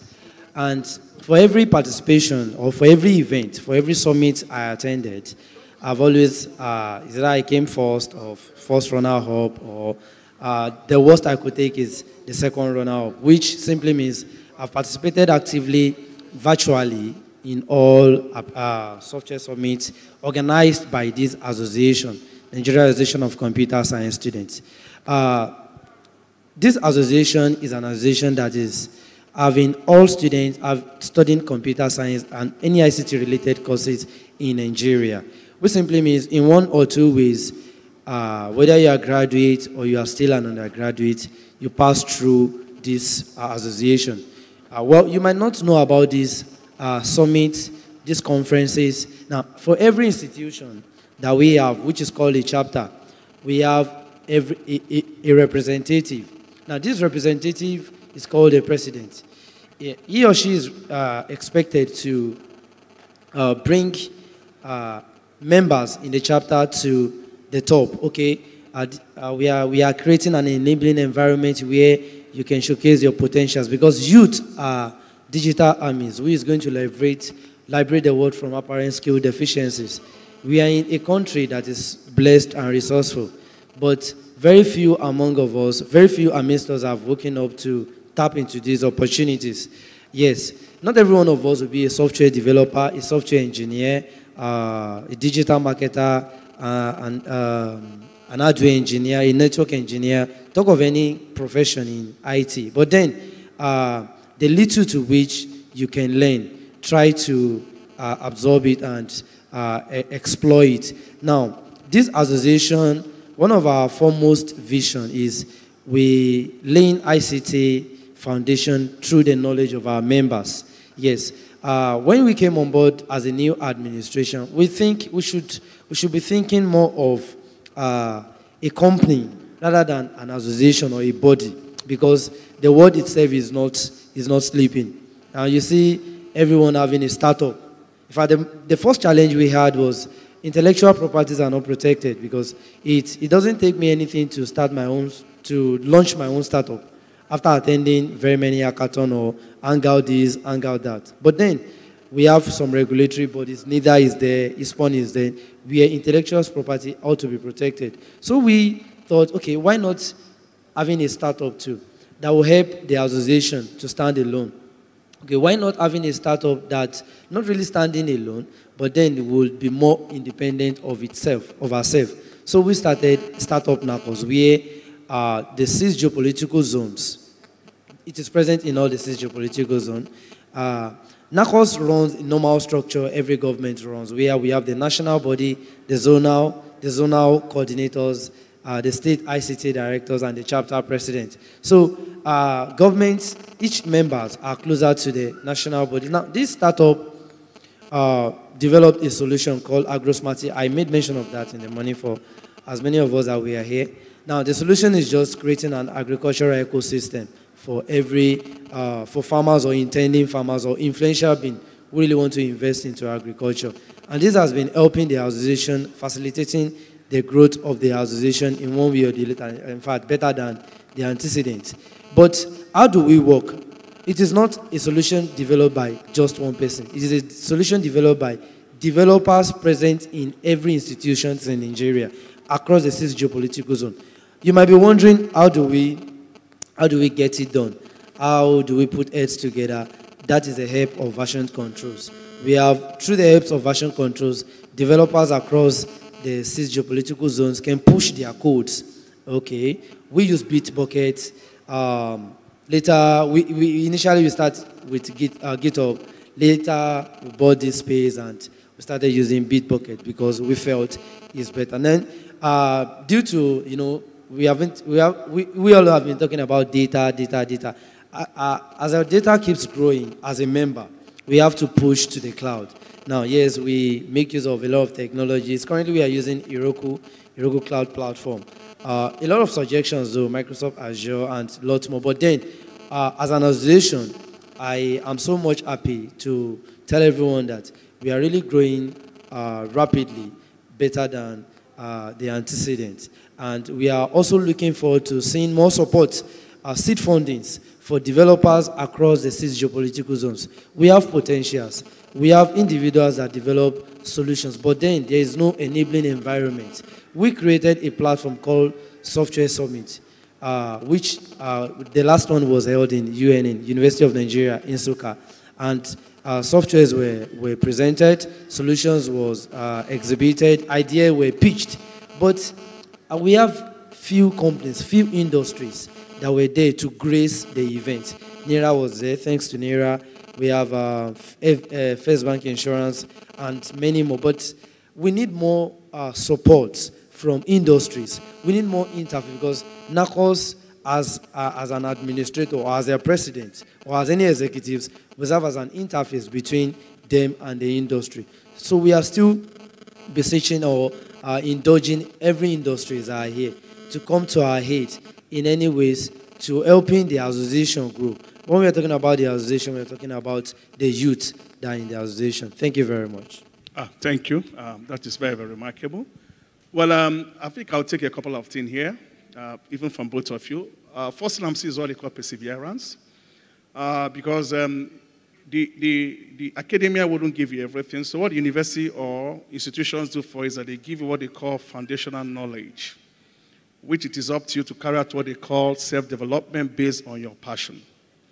So the question I ask individuals, some students or IT.com, especially people that studied computer society, I threw a few questions. I asked them, have you ever gone through Google search engine to the end, trying to look for something because you wouldn't take no for an answer? This is what some of the qualities you need to build up yourself, okay? Now, coming to about the issue of support, yes, it is very, very limited in Nigeria. Even if you look at our banking system, it's a system that is just trying to appreciate innovation. Because if you can't walk into a bank today, very rare anyway, say that this is the idea I have, you get a loan. They will ask you to bring collateral. So the issue is that if I had collateral, why am I coming to you? I might as well mortgage it to somebody and get a capital. And it is one of the reasons why, you know, we form part of the VP's delegation that went to Silicon Valley, where the primary aim of that visit was having a top-level official of the government like the VP. I mean, that creates credibility to maybe potential investors. So we made a presentation about Nigeria. We even went with NIPS, Nigeria Investment Promotion Council as well, went with Bank of Industry to showcase some of the possibilities in Nigeria. We went with up to maybe 8 to 10 startups. Now, I mean, some of startups to showcase some of the products they have. We are not saying that we only have 10 startups in Nigeria, but some couldn't get visas, some, you know, other issues that stopped them. So part of this, we had a lot of success there. Then we were surprised and really, excited that some venture capital companies like Y Combinator, I don't know if you've heard about them, Stanford Seed, Startup 500, most of them were present, they're even willing. You know, they had certain illusions in the past about Nigeria. Then, you know, that is where the ease of doing business played a very, very major role over there, because they were told they can have visa on arrival. They were told that you can actually create a company within 24 hours in Nigeria. Okay? This was really, really a pleasant surprise to most of them. So we hope that with such visits, we have a lot of them coming in to scout for talent. For example, I mean, Mike Zuckerberg didn't just come to Nigeria. He didn't just come all of just by accident. Okay? He's seen the enormous potential in Nigeria, and that's why he's coming. And the greatest potential we have is that we have the market. If you look at the developed world, let me take an example of Switzerland. They may develop products, technology, but whom do you sell it to? That is why most of them they start coming down to places like Nigeria, which is the biggest market in Africa, and also, well, maybe as of today, could be the biggest economy. No, we alternate with South Africa. Now, what is our major advantage here? The major advantage here is that we have the market.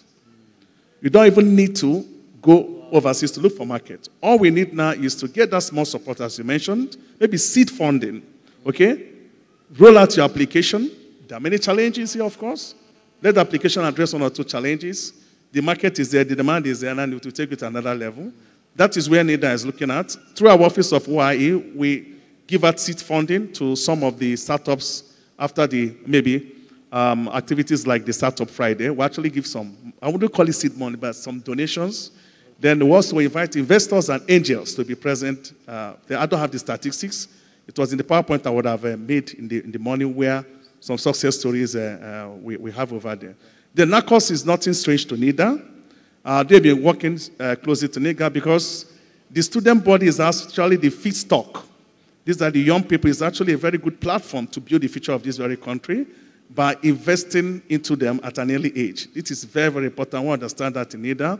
And that is why some of the interventions we are doing, like the Digital Job Creation Center, we'll deploy more than 80 of them. Most of them went to schools. Most of them went to higher institutions, where we, most of those things that would actually cost money for the institutions, like your broadband connectivity, and maybe your applications like Adobe CS6. I think now we have Adobe Cloud. Sorry, Adobe CC, Creative Cloud right now. The licensed one, of course, are powerful.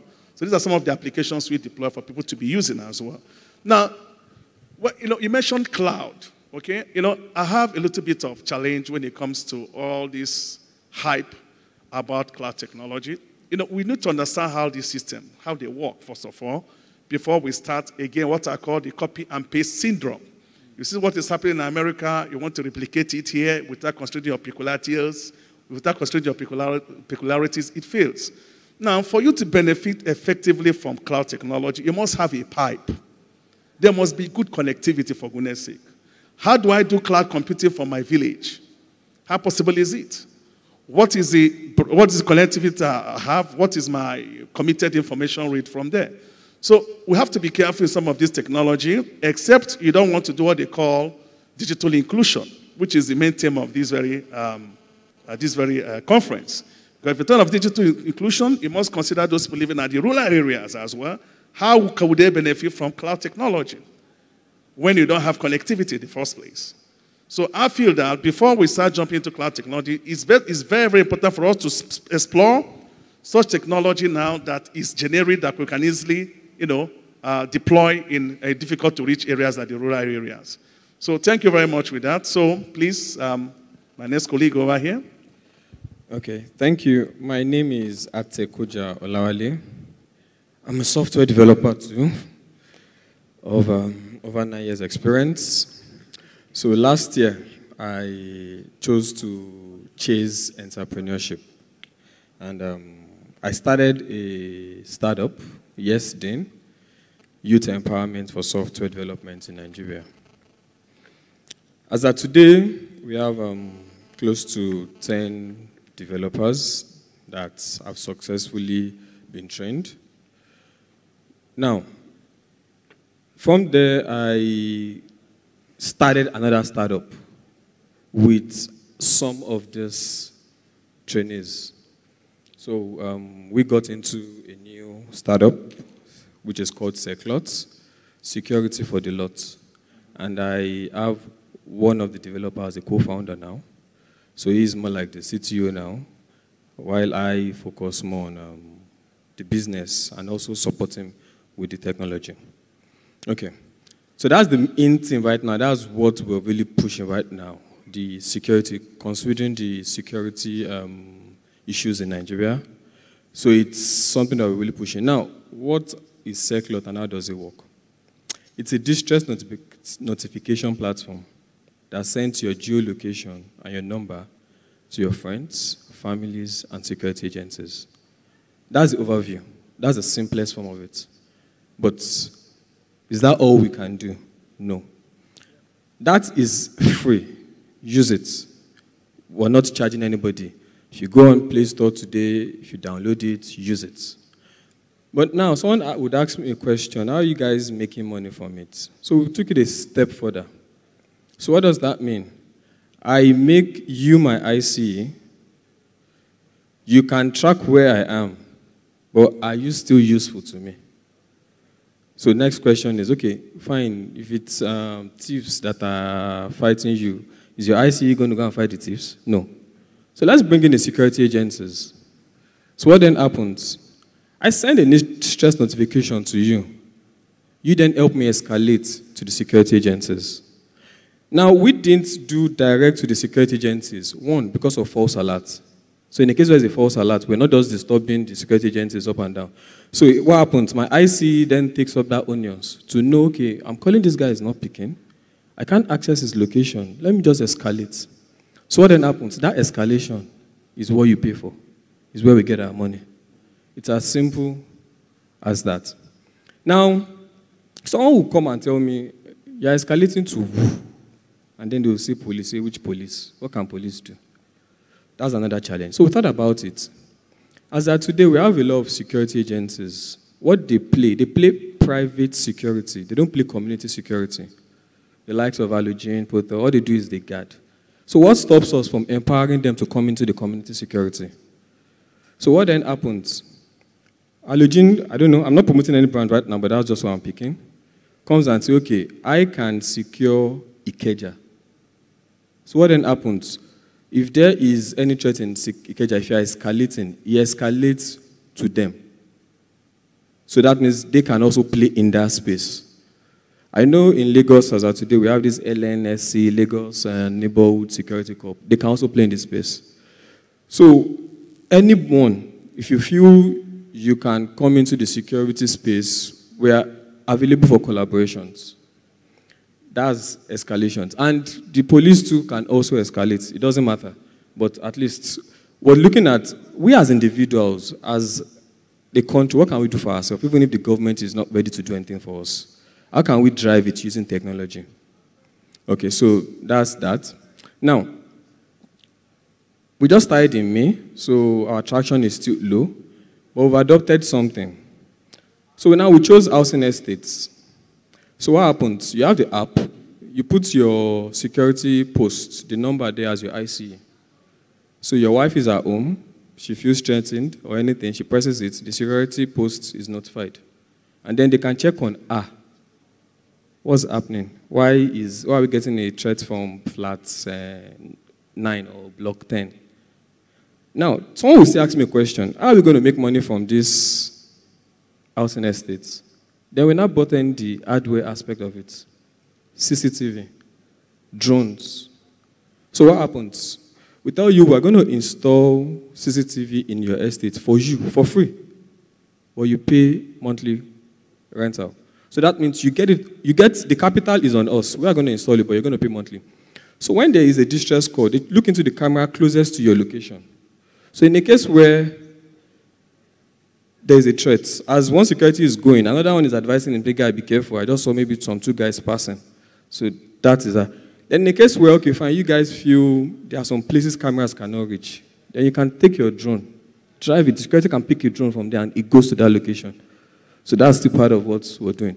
So many ways, if I don't let me go into it right now, that we can escalate into. But the simplest form is what I've explained. Thank you. Thank you. This is very, very remarkable. Just as I mentioned, where there are challenges, there are also opportunities. So I'm quite impressed with the fact that you carved out a niche for yourself. And secondly, I would like to inform us here that also Bank of Industry has a very, very big fund for innovation. As a matter of fact, I wasn't really aware of that until the presentation they made at the Silicon Valley. So some of these projects that may need to be scaled up, it is very, very important to check their website. They're quite open to that. It's part of the local content promotion as well. It's part of the executive order. So check the Bank of Industry website. They have some good funding. And secondly, how do I put it now? Okay, because of time, I'll just stop here. So, Andrew, please, let's hear from you. All right. My name is Abu Andrew. I'm the president and founder, Young Innovators of Nigeria. We're basically a simple social organization. We provide platforms for startups to showcase what they are doing, and we support them to scale also. Johnny started